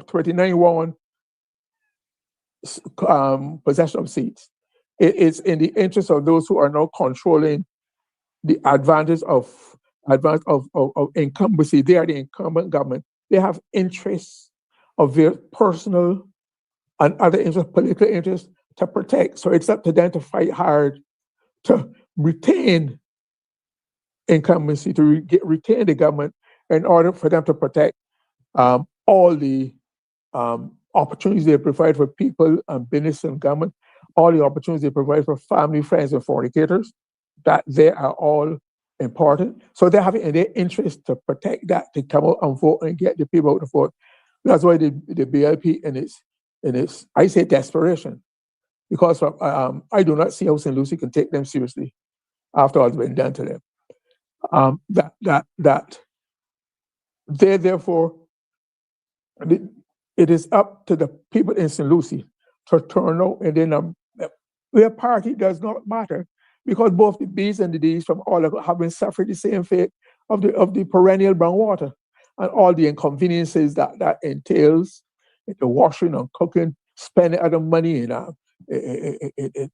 buying bottled water, ruining their clothes, damaging the washing machines and dryers, and most of where people have been made to pay their bills even though we're not getting the water or water of quality. Quality water is the part of the commitment of the BWA to Barbados, and also the commitment of Barbados its citizenry, because water is a human right. And we used to boast about the high quality of water. So there's no doubt that the people in St. Lucie have been hard done by. But so we cannot afford to allow water apathy to get under or get so turned off people. People not okay, so it's not only water and roads and health and education, it's also housing. 5 of the major areas of life that determine people's life and people's quality of life: housing, health, education, transport, and work, quality of roads and road connection, ability to move around, that have implications for political and social and economic life, social life, are under stress in Barbados. Despite all the palaver you hear about how many tests you've passed and how many more loans you get, the question that Barbadians have to ask themselves in every constituency, not only in St. Lucie, but every, are we better off today than we were in 2022 and 2018? Has there been an appreciable improvement in your quality of life, in your circumstances, in your costs of living? And I would say that if that were to be taken on people's daily experiences and what they recount to you, what you experience it yourself, what you hear and see when you interact with your friends and family, etc., that there would have to be a resounding. So Barbadians have every reason to vote to try to put the persons in power who can change the present circumstances, who can change the circumstances that have been brought about by the government's policies. You can't blame all on external forces. But even so, we elect people we have always had people who've had to deal with various external forces or not. And Barbados has done. But the thing is that how you manage the circumstances that you come there. That way, it is like playing cards. And you've drawn 7 cards, good cards. It's how you play those cards to make you win the game. So part of the responsibility of government is to deal with issues and problems that some you don't know about, some you don't expect, so you don't know. That is the test of your leadership abilities, the quality of your cabinet, the usage you make of the public service to bring about solutions. That is the whole essence of government. If problems were not part of everyday life, there'd be no need for workers. There'd be no need for everybody solving their own problem, doing their own life. There'd be no need for organized government. but organized government has been, in one form, size, shape, or another, has been part of the lot of mankind from the time men gathered together as certain groups. They had to be able to provide certain things for us. So you don't feel sorry for persons, really. That is the job they ask for. They run you down, chase you down, do what it is to get you to vote for them 30 twice. So you should not have any sympathy. You ran it down, you want it, now you do the job like any other employee anywhere in Barbados. When they have difficulty, their job is to deal with the difficulty, solve the difficulty. And don't cry, oh, Kadir, poor little me, poor little Barbados. We had this problem, the poor little Barbados had dealt with other problems in the outside world before and has survived and thrived on one. So it is up to this law now. But the thing is that it's therefore, the Barbados therefore demand of the parties, both parties, well, I understand that there's a coalition of other parties coming, all the political contestants, the established one, the Bs and the Ds, to deal with issues that affect them, that are meaningful. Start with those 4 or 5 issues first, and then forget the grandiose one that sound good but do not really affect your quality of life and also affect your ability to enjoy the other things that come with it. Because people, the history of man, the social development of man, they show that mankind always wants to have the basics covered first, and then having the basics covered, Barbados only began to appreciate, say, its cultural history and makeup, and what we have as a Barbadian culture, the uniqueness of our thing, after people were able to satisfy certain basic requirements in their personal and social life, then you turn to that. But when you're struggling to survive, to raise a family, you have to deal with the basics. And the basics to remain housing, health, education, roads, transportation. Right? No mind. And when they come with you, the Barbados Liberals come with you, not only a manifesto used to be a thing that people used to take very seriously and trusted. You were judged against it. As a matter of fact, I remember Prime Minister Tom Adams, he won the election in 1976, and he was so sure of himself and his party and the performance that for the first time he produced a document called Promises and Performance. We are on the one side of the page in various areas. He said, this is what we promised, this is what we achieved, and if this is what he did not achieve for whatever reason. People thought he was mad that Barbadians are supposed to have short memories, and that therefore people should be allowed to forget your failures and not be reminded of the failures. And then that was taken up by the other party. That became almost standard. So you want a clear-cut, simple manifesto that starts with the basics. And you don't want, the BLP has given you, apart from the manifesto, we've had what? A covenant. There's a covenant. There've been 5 or 6 documents that we've had. A covenant of hope. There was a pillars of 5 pillars of Barbados. Special documents outside. I'm trying to find my notes so you have to read them. Outside of covenant of hope. For sure. Right. Covenant of hope. And there was 4 or 5 outside of manifest that was supposed to have done such wonderful things for Barbados and Barbados. They themselves do not even make. They do themselves not make reference to these things. So do not be impressed by these. That's a frivolous. That's an addition. That's not a basic. That's not a necessary requirement. You want a basic requirement. But so therefore, these being the case, all the parties should have to put the quality of their promises to Barbados, put out an affiliate. I suspect you're probably going to have just under 2 weeks to actually see the manifestos, but it should be ample time should be given to the ventilation. I would like to think that the personnel at KFL who came out and helped us, the public who became public intellectuals and should get involved and explain the pros and the cons to help the Barbados, because we have a lot of information being crammed down our heads or throat and eyes in a very short period of time. And we should help analyze, clarify, and so that people can make clear judgments on it. So I look forward to this election, but some people also think that they're tired of elections. Now, you've had what? How many elections? We had 5 elections in 8 years, right? 5 elections. You had the 2018 general election. Then there was the St. George North by election 2. Then it was the 2022 general election. Then there was the St. James North by election. And now we have this last year. So some people feel that they're burnt out, especially when the elections are coming.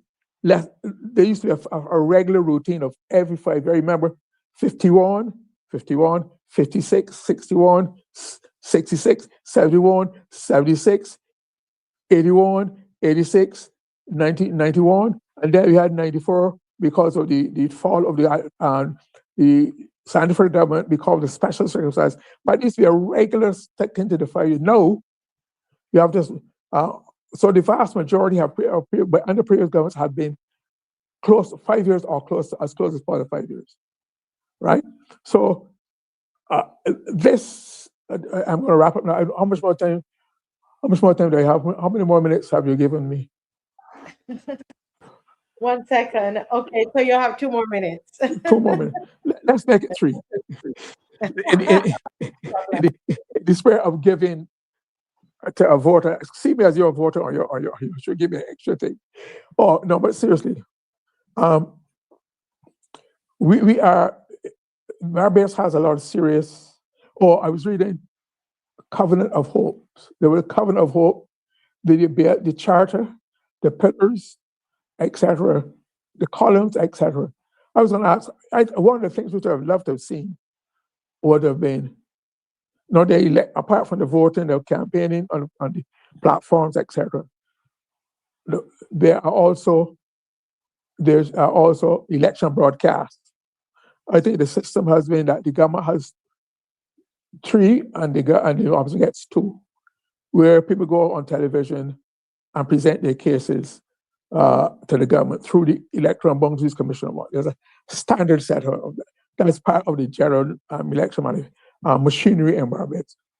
But they used to have election debates. I think up to about 1999, we had election. Or the last election debate were in 2003, where representatives of the party sent person, they probably won of a debate on the economy, on other issues, the economy, on health or industry. I think then they be one almost between where the leaders will present. But the priority areas used to be given to these areas of national life, so they can be expounded upon from the point of view of the thing. But I would like to see a debate where the parties send their representatives to debate the issues on national television. Like it used to be done before. We now have the technology to do it even better. We have the history of it. Why can't we have where you are tested, where a person are tested for their knowledge, for their command of the subject, their presentations, etc., not just by what is written to you in a manifesto or in a pamphlet and a circular, or what you see on here on a platform. Because performing on a platform is far different from being under the scrutiny of television. The requirements are different. Everything about it. And these debates can make or break a candidate, can make and break a government or a representative. As a matter of fact, I recall that one of those debates exposed Richard Seeley to the government, to the public of Barbados. There was a debate on foreign affairs, foreign affairs, where Richard Seeley, young, bright, energetic, came against Miss Billy Miller, who was the Minister of Foreign Affairs for a number of years. And he outshone her because he came prepared. He stuck to his script, and she looked underprepared. She looked as though she underrated him. And that is what paved the way for him to become an MP and a Deputy Prime Minister of Barbados and be in the House of Assembly until 2018. So, and I would like to see that institution come back of a matter of course, even if it's one debate, one, to help enrich and raise the standard of public debate in Barbados. I think my actual 90 seconds are up now, I believe. All right. So I hope you've given you some. Okay, Mr. Murray, I'm so sorry. A call came through there. Can you hear me? Are you guys hearing me? Yes. Yeah. Can you hear me? Am I breaking up? Into all that my audio you're breaking up a bit, not constantly, but one last. That's better. Mr. Murray, just hold that thought because I can't hear you. Just hold the thought, please. Okay. Go right ahead. Welcome to the Marcia Week Show. Good night. Happy New Year to everyone. Good night. Good night, Mr. Murray. Happy New Year. Happy New Year to the loyal opposition. It's election time. Yes. Oh my goodness. And you're not in the country. Not in the country. No, not in the country. It is election time, and it's like festive, like Christmas. It feels like Christmas to you? Yes, it feels like Christmas to me. We're ready for a new day. Yes. Absolutely. Yeah. What's on your mind? I listened to is that Miss Carol Lucy? Yes, Caroline. I listened to her. Yes, her Caroline from St. Lucie, and she was very passionate about her community, her constituency, and yes, fat it brings water. Brings that if bidders do not see what is happening to them, what is going on in the country. We spent 8 months in Barbados. Nothing unusual for me, but it felt a little different. I learned a lot, and I was very sympathetic to a lot that was going on. We see that things are not going well for everyone, and there's a time when we have to decide on, is this what's going on in the country for me? It is not for you, and it's your family. You have to make a decision on how to change it, and voting is how we do this. We have to use our only vote to go out there and change the what is going on in the system at this time. I think that Barbados should, and me also, I pay attention to what's going on inside and outside of the country. And I'm going to say it's time for new leadership. It's no way you can have 3 elections in 7 years. 3 elections in less than 7 years. That doesn't even sound right. 3 elections. You hear that? 3 elections, and we just 7 years. So there's something wrong. There's something wrong. The system is being manipulated, and I want Barbadians to open their eyes to look at what they have in front of them. Is this what you want? Because this is what will happen. And what you got right now, make a change, this is what is going to happen in the future. You can't get thing and turn something at this point. I love Barbados. I'm passionate about Barbados, and I'm looking forward to Barbados deciding that they want more, and they want better. Let me ask you something, because this is Michelle. Michelle is one of those, we call them the Queens of the diaspora, love Barbados, come and they visit Barbados and just love, they want to really be here.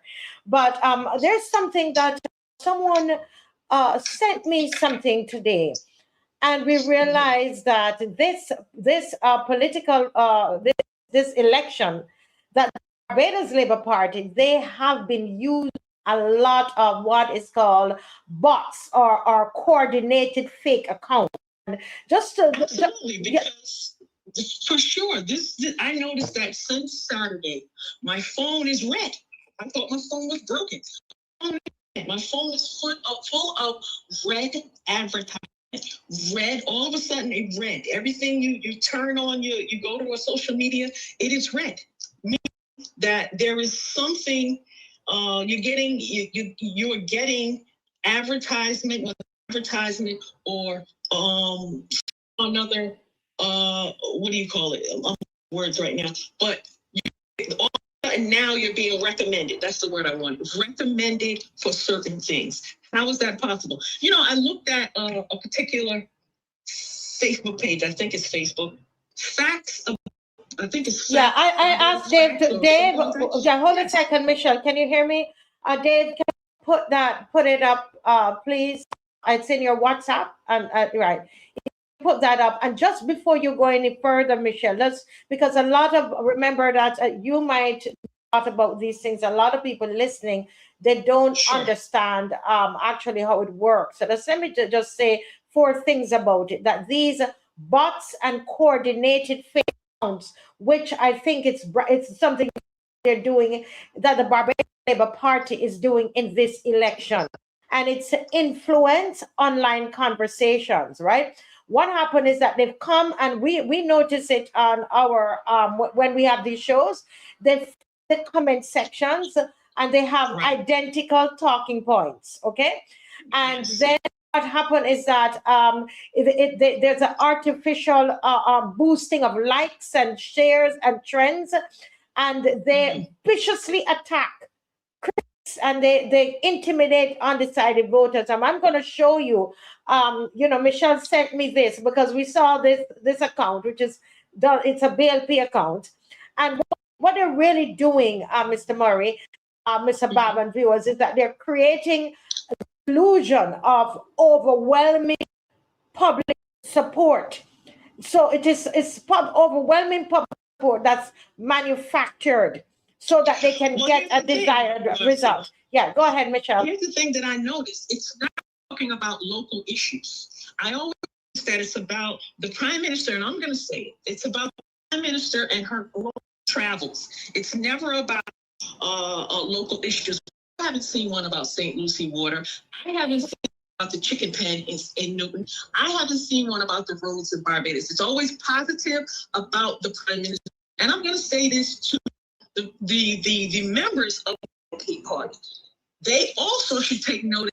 Whenever there is advertisement or there is something out, it's never about them. If you are the 28 in this government, there is never anyone out pushing you. It's always about the Prime Minister of Barbados, Mia Amor Motley. That's the only thing that you see in these type of suggestions and these advertisements and these pages that they're pushing. So the 28 that's in government right now, it's never about you. So you should realize that there is only one person in this party, and the person is Mia Amor Motley. I haven't seen her come out and say anything about the members in her party either. Nothing nice about their family, nothing at all. It's always about her. So they should also pay attention to what's going on.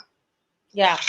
And this is one of the ways, look at all these people that are, this is supposed to be a page that is talking about Barbadian issues, okay? And look at the Chinese. Look at these or whatever this is Chinese. Look at all of these follow.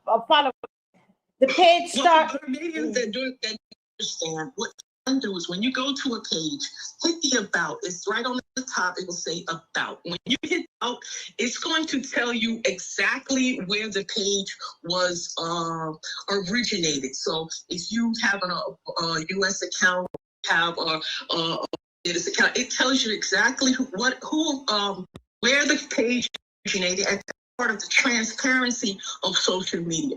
Yes, these media companies are required to be transparent up to a certain point. So they are required to say where the page is coming from. You will also see who is following the page. Now, this particular example here, you will see that there is nothing but Chinese words, Chinese names.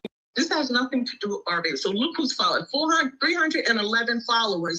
And not one of them is a Virgin, not one of them, not even an American, not one in the Caribbean. So this, you know that this here is not real. So also now on the mic, on the phone, talked about having fake pages. Now, we say A without saying B. Why is it whenever you see these fake pages, it is boosting Prime Minister?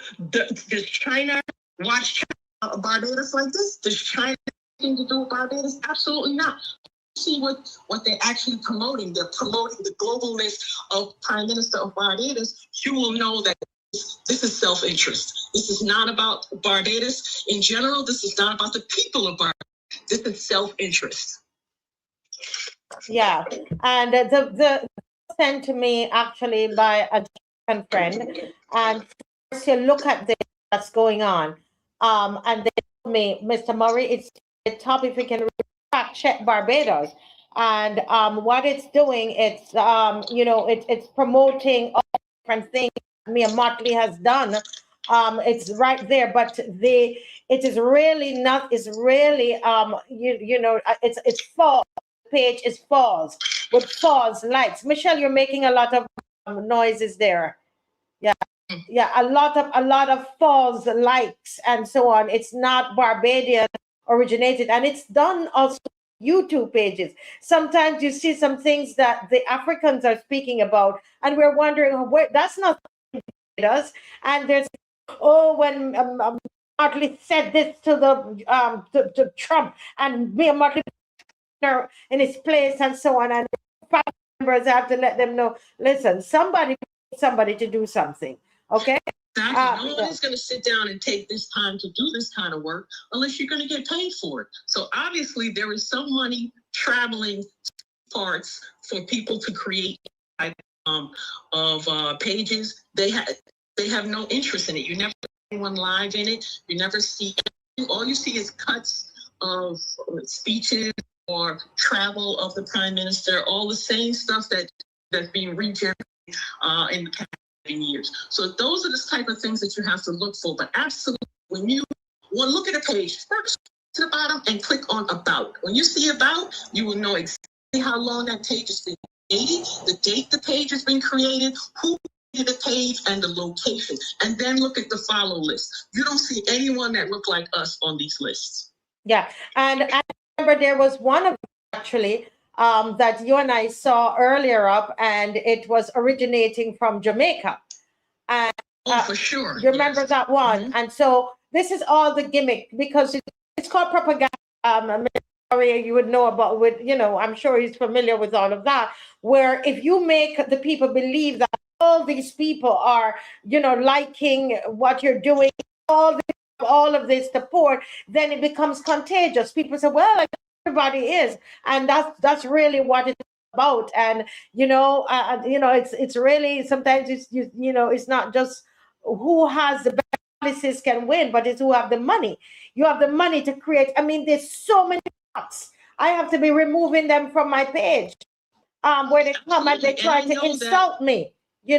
I know that agents on the ground know what I'm seeing, and because I'm feeling it. All this happy talk, stuff, they're not feeling it. But I'm also concerned about us in the diaspora, that we see it and believe that this is what really is happening in Barbados. That's a grand old place. And I'm here to say to those who are listening, those who come home that often, and it's not because you don't want to come home sometimes, you can't come home because you have your own life. Barbados needs us. Barbados needs us, and I can't say it any other way than Barbados needs us. However that you can contribute and however you can help home, please do it, because Barbados is suffering right now. Hi, that. I never said to myself, I was so happy to get back where I am because I saw something on the shelf for $5. I'm in Barbados, can't find anything. Can't find anything out because it's that expensive in Barbados to eat and to live. So I'm making it, this is a call of action to the diaspora. Call home, come home, do something, somebody at home, because Barbados needs us.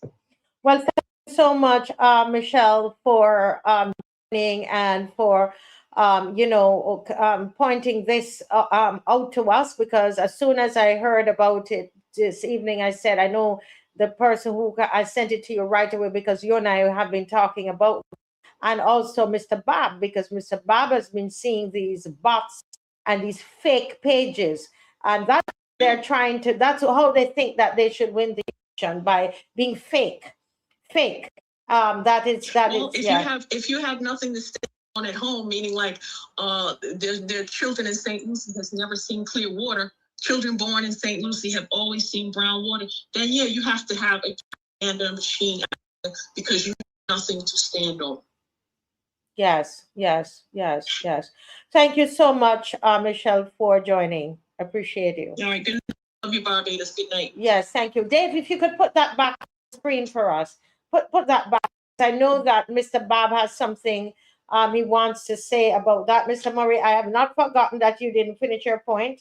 That call just and I was having some problems with my mic. But let's go to Mr. Bob. Hi, good night. Good night to you. Good night, Mr. Murray. How are you doing? Here. Hey. Yeah, good to see you, Mr. Bob. No, you can hear me. Okay, good night. Just an hour ago, I wrote this on social media because, like Michelle, my phone and my social media page was bombarded with everything red. And I know it was purposely done. And I wrote just an hour ago, check the BLP ads. It appears that the only seat the bees are interested in is the St. Michael Northeast seat. The ads does nothing for the other candidates. The ads don't mention them. Probably there isn't much to mention. Mayor's personal international campaign is what the BLP is trying to sell Barbadians this election. No mention is made of dealing with the health crisis, nothing about dealing with gang violence, not a word about education. No plans were mentioned in those ads to deal with the cost of living. It is just one media blitz at massaging the ego of Mayor Motley. Is that what we are going to re-elect? An hour ago, I wrote that when I saw all of those ads, and I'm very concerned that they would go to the length that but you have loads of money by the millions of dollars to employ these people to go to the lengths of presenting to Barbadians a fake campaign for re-election. Nothing about this, what they're doing on social media to win an election is real. It is fake. They have gone the lengths of putting profiles up, fake comments by people trying to boost numbers as if you are being followed. And then Barbadians are hopefully Barbadians are gullible enough to fall for everybody following the BLP. That is not true. And if people will go to the lengths to deceive their own people in an election, we know what we have to do. It is very concerning. And we are going to be exposing them on this show because we have a screenshot of that, and I'm going to expose it. I'm going to expose it as a fake profile. This fact check. It's fact check. Fact check is supposed to, Mr. Murray, be saying all the things that Mr. Motley has done in our tenure. And everybody, take a screenshot of this. When you see it, you know where it's coming from. This is all Chinese that are liking it. It's a lie. It's fake. It's fake. And this is what they're taking a lot of from what the campaigns have done in America, and they're bringing that here. I'm seeing even people, them young people, somebody mentioned it, from universities overseas and all of that, and they are writing Bajan and cursing me and telling me those things. When you check, they don't have any Bajan friends. Everything is overseas. And that's what they're trying to do at this moment to try to win an election. Yeah. So take a, when you see it, you know, fake. You probably should just type back to them and say fake. I know you're fake. You should do so that you know that you totally expose them. Mr. Murray? Yeah, I'm not in the least bit surprised. We are part of the international arena, and these activities of the misinformation, disinformation happen all over the world now, where there are campaigns where you seek to influence other people's election result for various reasons. So this, I don't know about these things because I've never been on any social media platform myself, and I thank God I have maintained that, right? But what the point, the reason why this campaign would be making so much focus and put so much emphasis on the Prime Minister, Mr. Smartley, is that election studies have shown that where voting is concerned, right, amidst all the campaigning by the party, by the leader, by the individual candidates, people essentially vote for the leader first, right? People vote influenced by the leader first, the party second, and then the candidate third. That is how, and what they call political retail marketing, that is how the human psyche works. So you know that with the effect that once the leader is popular and highly regarded, it creates what is known as the bandwagon effect. Other people want to jump and follow the band. That is supposed to how the system is supposed to work. So you don't be surprised when you see this emphasis on the Prime Minister. Apart from that, the Prime Minister has, and I had these in my notes, but I didn't have time to do it. The Prime Minister, in connection with going to the hospital. 1 second. Caller, hold a second. Let Mr. Murray finish his thought and then we go ahead. Yeah. Finish up, Mr. Murray, please. The Prime Minister, I'll give you a summary. For the first time in our history of all leaders, we've had a leader who's, in my estimation, has deliberately sought to develop and concoct a cult of personality following. So that's why all the emphasis is about it.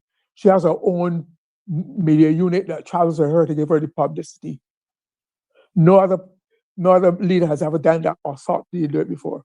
And that is why you have these people devoted to her, because it's like a cult of personality where she is the foremost and only, and all the emphasis is on her. So this is all part. That's why she would go to St. Lucie and think that her personality of itself can bring about a conversion of people's thoughts, can erase suffering because she being who she's supposed to be or who they're trying to make her. Mr. Murray, I'm going to break you there just because caller, this is their time.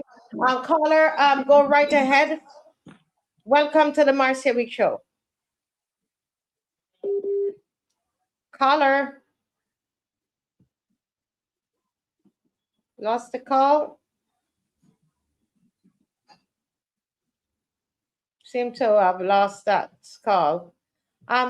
Folks, we have tonight we've set aside this time for you to call in. We specifically wanted to speak about voter apathy and why is it that people aren't voting? Are you voting? You know, we want to talk about that. I think the caller is back. Connecting, everything is slow. Not happening. Oh. Hi. Yes. Hi, hello.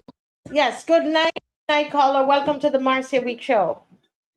Hi. Good night. Good night to all. I don't know what's going on with the connection. That's not that I'm trying to do nothing to the show because you were freezing. You were frozen earlier. I don't know if you realized that. Okay. Yeah. I saw you. So yeah. Thank you. But I wanna ask you, if people don't vote because nothing changes, who actually benefits the most from their silence? If you don't vote because nothing changes, who actually benefits from your silence? Well, that's the obvious answer. Corporate Barbados is going to benefit from the silence. Because corporate Barbados does not about the middle class and lower class. They're going to vote what is in their best interest, what will help them continuously succeed and gain more money, because it's about money, it's about power, and it's about prestige. It's not really about the people. But if the people stand firm on their beliefs and vote, right? Voting for change, they're voting for a better equality life for the lower last person in the street, for freedom of speech, as we see in here. They got to vote. He says, and if they stay at home, and don't vote, then we are subject to even more pain and suffering. And I don't think that we want that. We are subject to, and I hope they're hearing my voice, we are going to be subject to even more pain and suffering. Yeah. So to avoid the pain and suffering, do the right thing. Come out, vote for proper representation, as the young lady from St. Lucie was discussing and talking earlier. I enjoyed every morsel that she said, and she's absolutely correct. You know, it doesn't matter to BD or wherever. It is about representation. It's about showing humility. We have a service, well known Miss Weeks, and one of the key takeaways for me from that church service is what the pastor said. You know, and also what our leader would have said. It's about humility. Humility does not mean that you're. A lot of people think that, oh, because they keep quiet, that means strong. No. The quietest person can be the strongest person in the room. You don't have to be loud and carry on. Mm-hmm. You don't have to something to be loud. Mm-hmm. And I want people to remember as I close off. Remember what this outgoing government said in 2012. Okay, that they wanted the then government, the then DLP government, but they're not listening to the people. That they need to listen to the people and respect people's freedom of speech. As the Bajan's got a saying, I think there's a different saying in Jamaica, but the Bajan's got a saying, spit up in the air, knock down your face. This is what's happening now. You can't say one thing and then you have the chance to prove different. You do the exact same thing that you were telling people that they should not do, or you want to chase some people not to be doing. You understand? So I want them to remember that out and vote is your right. Exercise your constitutional right. Don't let the boy try to muzzle. Don't let the boy try to cajole you with finance, sweet talk, big promises. That means absolutely zero. What is important? To exercise freedom. Your right. It is your right. Your right to march. Your right to make noise. Your right to vote. Marcia, keep up the good work. God bless you all. Mr. Murray, blessed good night to you, sir. And it is yellow is the code. Seats and moving. Okay. All right. Thank you so much, caller. Thank you so much, caller. You're welcome. God bless. Yes. We the line is open. 237,000. If you don't vote because nothing changes, who actually benefits from your events? I want you to think about that and to call in. This is your time to call in. And if you are experiencing the bots and the fake accounts by the BLP, I'm getting a lot of messages about it, that they're getting a lot of bots and fake accounts by the BLP. If that's you, you can also call. And what do you really think about that? Do you think that that could be part of the reasons for the vote apathy, where people are thinking, then what's the point? This is, all of this is it's manipulated, it's fake, it's not real, right? Does that does it affect the democratic process? Does it affect the integrity of the democratic process? Okay, there's a caller here on the line. Good night, caller. Yeah, good night, Marcia. Good night. I'm calling to let people know if they don't vote, this party will be saying we don't want that. We need people to come out and vote for your rights. Sit down and feel that things gonna happen just like that. Come out and vote. Another thing, they should remember the potholes, all the wrong they do. Remember everything that is wrong. For the time they come in for 7 years, nothing happened in Barbados. All them doing is partying. And another thing too, that partying down St. Lucie is a waste. That is disrespect in the people's face. That go on. Yeah. That could never go on. What the lady says is right.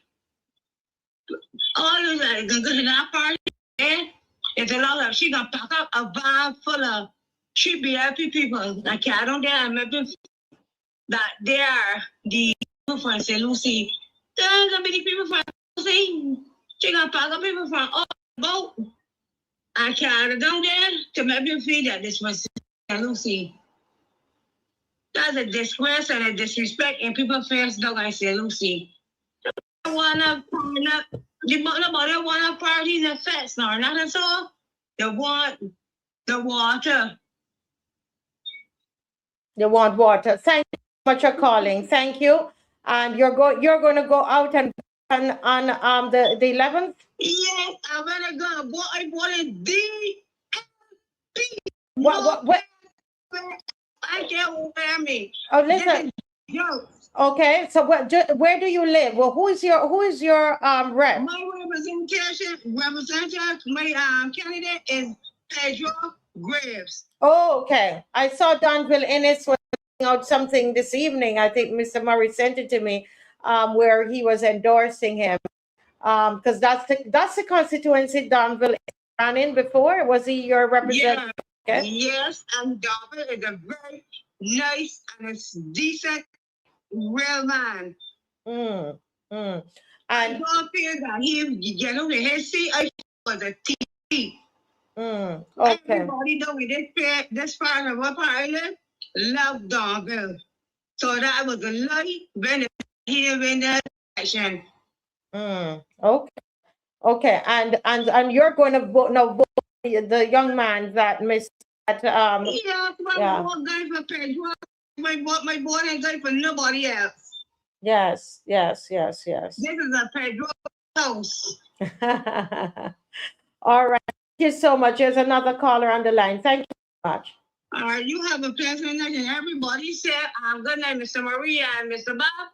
Have a wonderful night and enjoy your night. Somebody stop me from putting don't have one for Pedro Graves. All right. Okay. Thank you, ma'am. All right. Have a pleasant night, everybody. Yes. Thank you. Bye-bye. Bye-bye. Yes. Okay, there. If the caller who was calling, I was just going to ask the call and then it dropped out. Give us a call back if you were calling. I believe it was an overseas WhatsApp call. Go ahead. This is your time.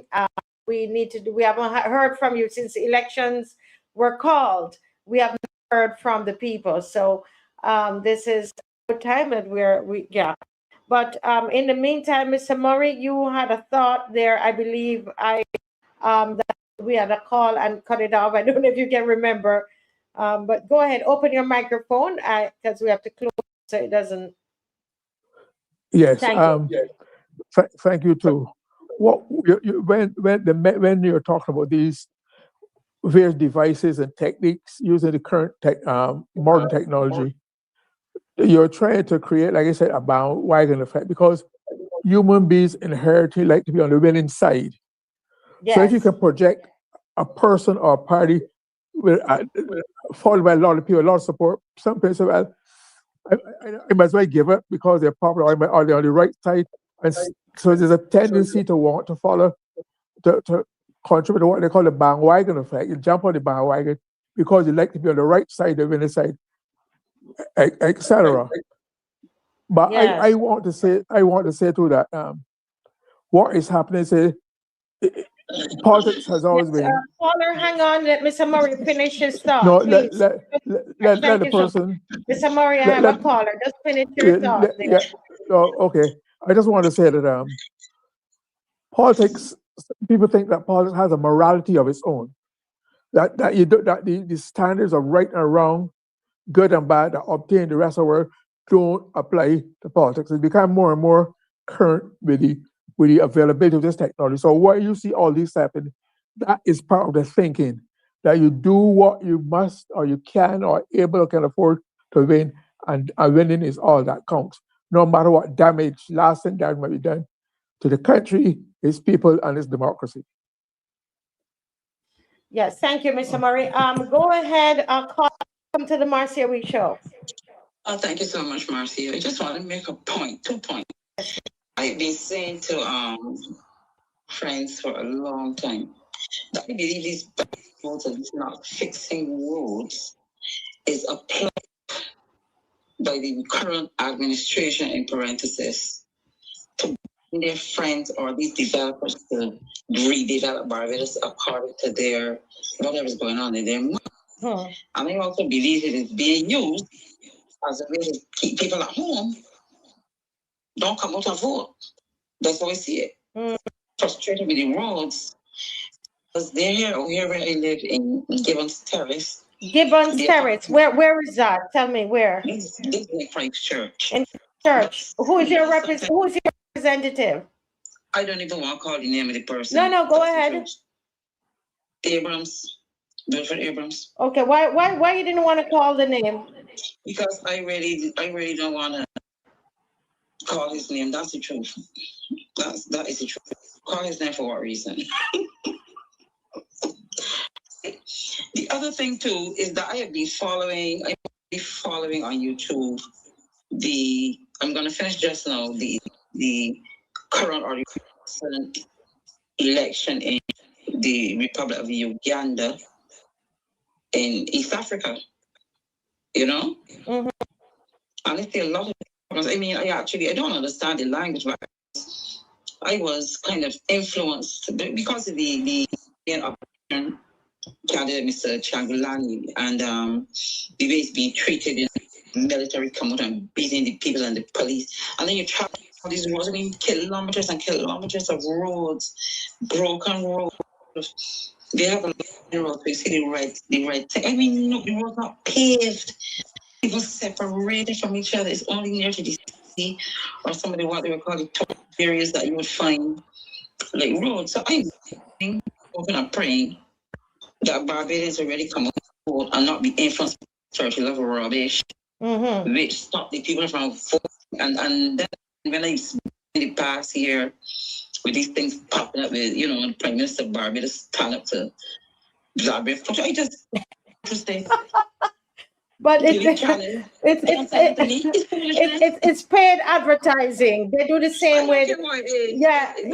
Tell me how Barbados be friends or stuff like something. You're not doing anything in your country. Then you go and all you see this. But it's true. But Donald Trump. It's true. I mean, they're just creating that to say she's a world leader. But let me ask you something. Are you going to vote? Bring this home. Are you voting? Of course. I'm working. Don't here we have that other person. Then the two ladies running in the constituency. And I'm actually campaigning. I have one of them who's from a party that I traditionally would support anyway. Okay. You know? All right. These other parties coming out and saying some horrible things about don't want to talk about Arab Bar. Some of these, you know, Barbadians are some of them are very ungrateful. That's the point. Yeah. Okay? Okay. They're very ungrateful. They're going to be sweet. But must remember today was the federal holiday from Martin Luther King Jr. And he walked this earth like a prince. They keep rejecting people. But in their own hearts, you know, hearts and minds, you have to know it's not in the old time days, in the ancient times, when God said, I led Moses out of Egypt by the hand. But no, you have to change your mind and your heart. Otherwise, they're going to be like, have a night. Yeah. God bless everybody. Yes, thank you so much. Yes, thank you. Welcome. Thank you for calling. It's a pleasure to have you on. Thank you. You're welcome, Marcy and company. Bye-bye. Yes. Okay, so we have another one coming through. Just hang on. Try to accept that. I'm seeing it on here. Well, caller, just call back, please. Just call back. I'm not seeing the WhatsApp are better. Okay. Something playing the food. Okay, every time it pops off. I'm not sure what's going on. Something is happening. Yeah. All right. Let's give it time to settle down. Say that part of marketing have to educate people is that people will put out polls and they do again it's the same kind of fake polls where we talked about that. But let's accept this call and then we go into the more. Good night, caller. Welcome to the Marcia Show. Blessed good night, Marcia, and Brother Murray, and to Brother Good night. Ben. Good night. Good night and welcome. Thank you. Yes, yes, sir. Go right ahead. Thank you so very much. What's on your mind? And the question of the night, let me not we want to stay on point here. So the question of the night is this: if you don't vote because nothing changes, who actually benefits most from your efforts? I am thinking that the ones who are in power, they're the ones who want to benefit, and I won't have no more power. Okay. You think that when you don't vote, it is in power that fit from your servants? I would be giving away my power because I did not vote. Okay. Okay. Got you. Okay. No. I have a question for you, though, Marcy. Yes, go right ahead. Am I your boss? No. Did you vote for me? No, I didn't. Oh, so if you vote for me and I am your prime minister, it means that you are my boss. Now, if you are my boss, it means that whatever I have planned, I should do it. Yes, you should. Okay. Now, my question is, how did the Prime Minister know that the people that voted for is her boss? I don't know if she even sees it that way. Because she made the statement to say that we are her boss. And if we are her boss, how comes it is that we had no say with the? How comes it is that you are going to come to us a couple of weeks ago with 225 million and short pass in Parliament, and now you're going to come to us today to tell, well, not today, to tell us that Parliament dissolves after you have passed 225 million. Parliament now dissolves, and we are your boss.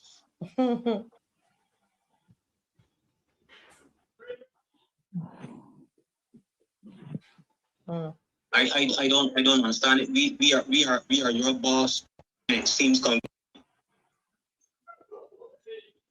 But apart from that, as long as you get it, we have to get what you give us. Right. Because while we are partying, you're going to against your bosses. Good so question. I am very, very sorry for those who think that by voting for some person who deceives them is doing themselves justice. And I am very sorry for those who decide that they're not going to vote what they're seeing, because you have a right to put a constitutional right to make sure that whoever governs this nation that you call your own, you have a constitutional right to make sure that you put an X to the person or person that you would like to govern this country. And if you not to put an X, you are just as guilty as allowing whatever happens to this country to be made by some person who only knows who the boss is when it comes to election. I'm very serious. Yeah, good, very good questions. Good questions there, and thought provoking. And I didn't even hear. I guess honestly I don't listen to her anymore. It's too annoying. I didn't hear that she says, you know, we are her boss. One would never think so. We're looking over the 7 years. She has given us no reason for us to believe that. So, you know, questions. Are you going to vote, sir? Yes, I am. Yeah. And what's your constituency? Where do you live? Oh my Lord. Not that I'm ashamed to say it, but I'm in the constituency of the Assistant Prime Minister. The Deputy Prime Minister, Santia Bradshaw? Yeah. Okay. Deputy Prime Minister, yes. Yes, and what is the representation there like? Oh, Marcia. No, I'm asking straight questions. We're not joking. You got I know straight question, but I the last time I saw her was on television. Okay. Did you vote for her the election? No, I did not. You did not. Okay. And what about the 2018? No, I did not. You did not. Okay. So you vote those times though? Yes, I did. You did. So you're just okay. All right, no problem. I'm glad that you're asking because I do not vote for party. Yeah. I do not vote for party. I used to.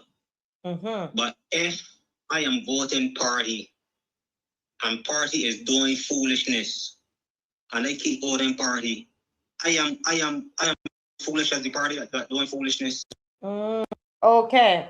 So I give some person who comes along, they are going to be different, an opportunity. And if they start doing foolish also, I dump them. I vote somebody else. I vote for independent. I'm like that as well. Yeah. But I'm not a party person because the party is not for the people. The party is for the parties. Correct. And the party. Agree. So I will never be fooled by all of that. I'm going to sit down and I'm going to read and I'm going to listen. Anybody who comes to my house, I'm going to interview them. We have those interview questions. I don't know if Dave can put them back on the screen. Dave, if you can put back the interview questions on the screen, that would be great. I go interview them, caller. You know why I'm going to interview them? Because I am the boss. Correct. The boss is going to interview you.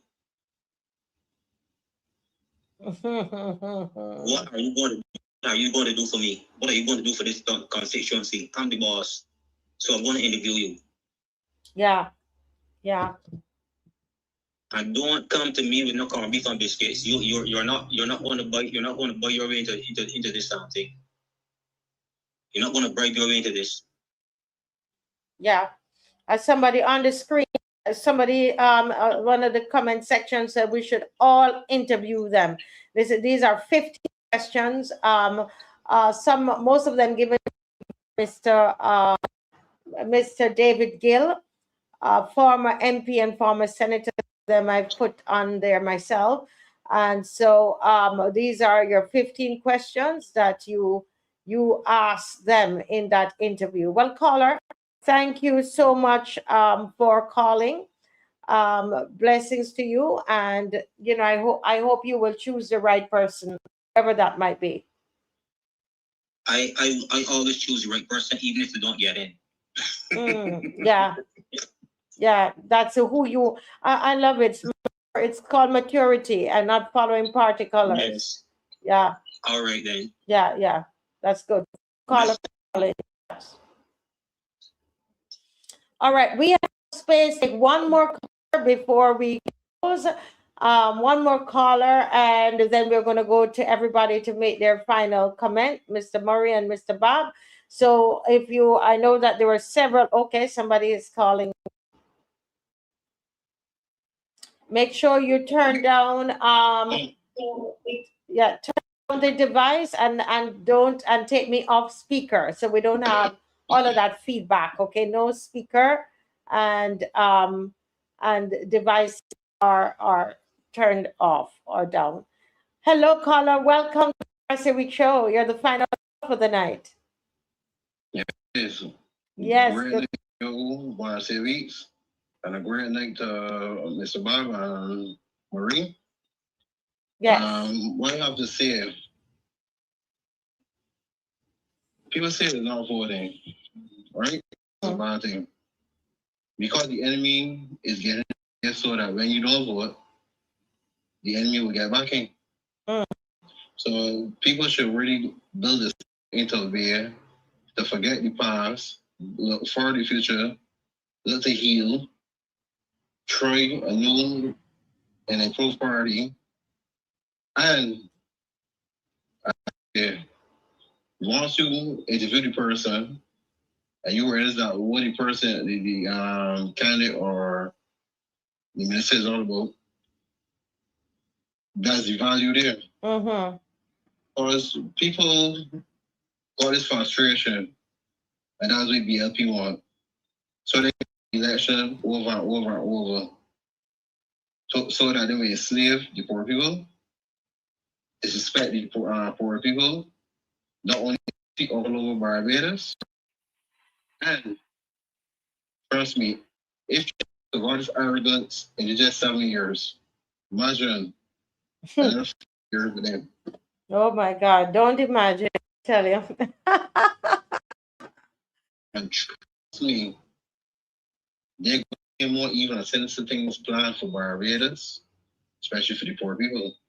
So if people don't go there and vote, trust me, you're going to get the rope. You're going to tie it and hang with it. Oh boy. So people should need to go there and vote. Yeah, so exercise your right to. Where do you live, sir?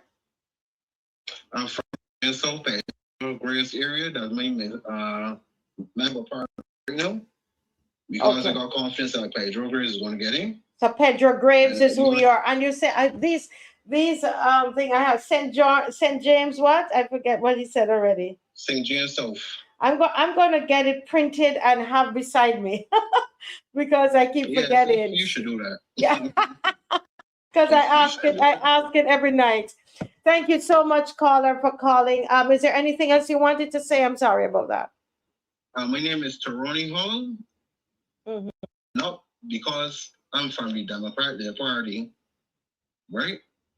But my advice, you need a Christian government in, not a satanic Luciferian government. Okay. We want a government that will take us forward and not take us backward. Yes. Yes.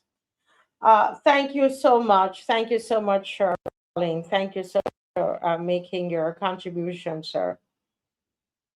Okay, blessings to everyone. Yes. Trust me, go there and vote. It's for your right and your freedom. Yeah. Thank you. You know what? We didn't so focus on this, what we had planned here. No, we did not. That was our last caller to everybody. That was our last. Thank you, caller. Thank you, caller. Right. I wanted to we didn't get to ask. I didn't get to ask you your thoughts on new coalition party that was formed today. I would love to as you're closing to get your thoughts on that. I guess on Wednesday we will continue to speak on that a little bit more. We didn't do that tonight, okay? But the three parties to form a coalition of February general election. Mr. Murray, your mic is open, so go right ahead. Give your final thoughts and your I think in my earlier comments I had mentioned the advent of the coalition. I think The more voices, the greater variety of voices and ideas and thoughts are, the better for the society, better for democracy. But it might be a small thing. But the last caller, when he was urging people to vote, he said that if you don't vote, the enemy gets in. I would like to discourage the use or concept of persons who are opposed to you as being your enemy. It's something we should not encourage.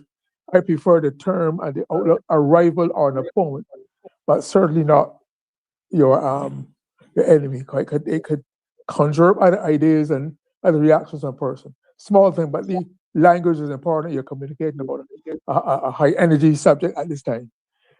I just like to say too that when I mentioned the politics supposedly having its own morality, I had in mind also the recent shenanigans, the recent manipulations and involving the incorporation of Tyler Trotman, Miss Tyler Trotman, Mr. Michael Lashley into the BLP. Given the histories of both, those are the things that also contribute to people not wanting to participate in politics because they say that standards and words and positions philosophies don't mean anything, just convenience about most person.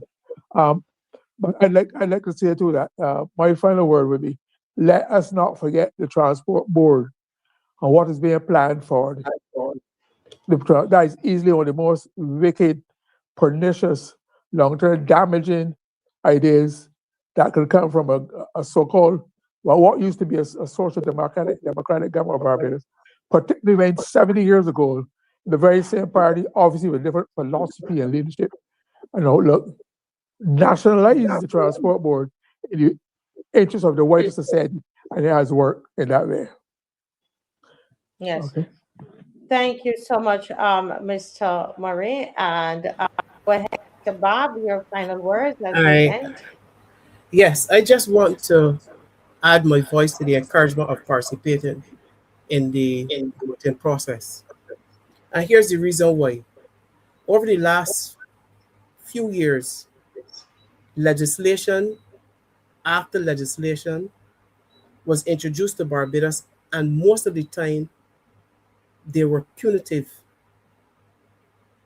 And they were punitive to the point where the ordinary and the populace were affected with fines, jail terms, etc. So if there is one reason that you should get up and vote, because it is even for that reason, because those legislation have gone anywhere, they're placed right there until this government gets the mandate that they want. Barbados needs a strong opposition as well to hold whatever government is elected accountable and represent all voices. Do not let one side dominate. Vote for choice and vote for balance. We cannot continue to have the presence of one party in our in our parliament at this point in time. Marcia, can you give me 2 seconds? Yeah. I want to tell that the public has to be wary of not only those things coming on social media, all the quality of reporting and reproduction of information in the local press. I tell you why. I came across a horrifying story last week. I wouldn't call the name of the reporter or the newspaper, but a reporter said that Mr. Thorne was going to contest the seat in St. John, which had been held by Sir Errol Barrow. Sir Errol Barrow since 1971. So when you get that quality of reporting, I may wonder who's supervising. The person has no idea about the history of Barbados. That part, Mr. Barrow occupied for 1958, and till his death, and the BLP held it from 1958, not from 1971. And he never even came close to being Sir Errol. He would not have tolerated that. Thank you. Yes, thank you, Mr. Murray. Well, let me just say to everybody for joining. We're going to be with you on Wednesday. We sent off our letter of permission for a march on Saturday. Now, this march that we're doing on Saturday is a little different. It will be a march concerning the health or health service in Barbados, and it's going to be different. It's going to be in the evening, and it's gonna be in candlelight, gonna be silence. I mean, really different approach that we're taking. And as soon as I get more information on that, we are going to send. I don't know.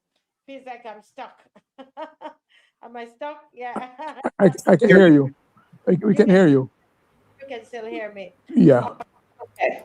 Yeah, I think probably because it's us in here when we're doing different things. All right, folks.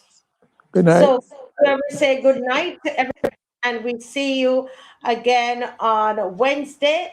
Remember to call the Electoral and Boundaries Commission. Make sure your name is on the voters list, and do your due diligence. Read up the manifestos. Read about your candidates. Get to know your prospective representatives, please. Okay. God bless everybody. Have a good Good night. night. Good night. Good night. Good night, Good night, everybody. Mr. Murray. Take care. All right, good night. All right. All right. Take care.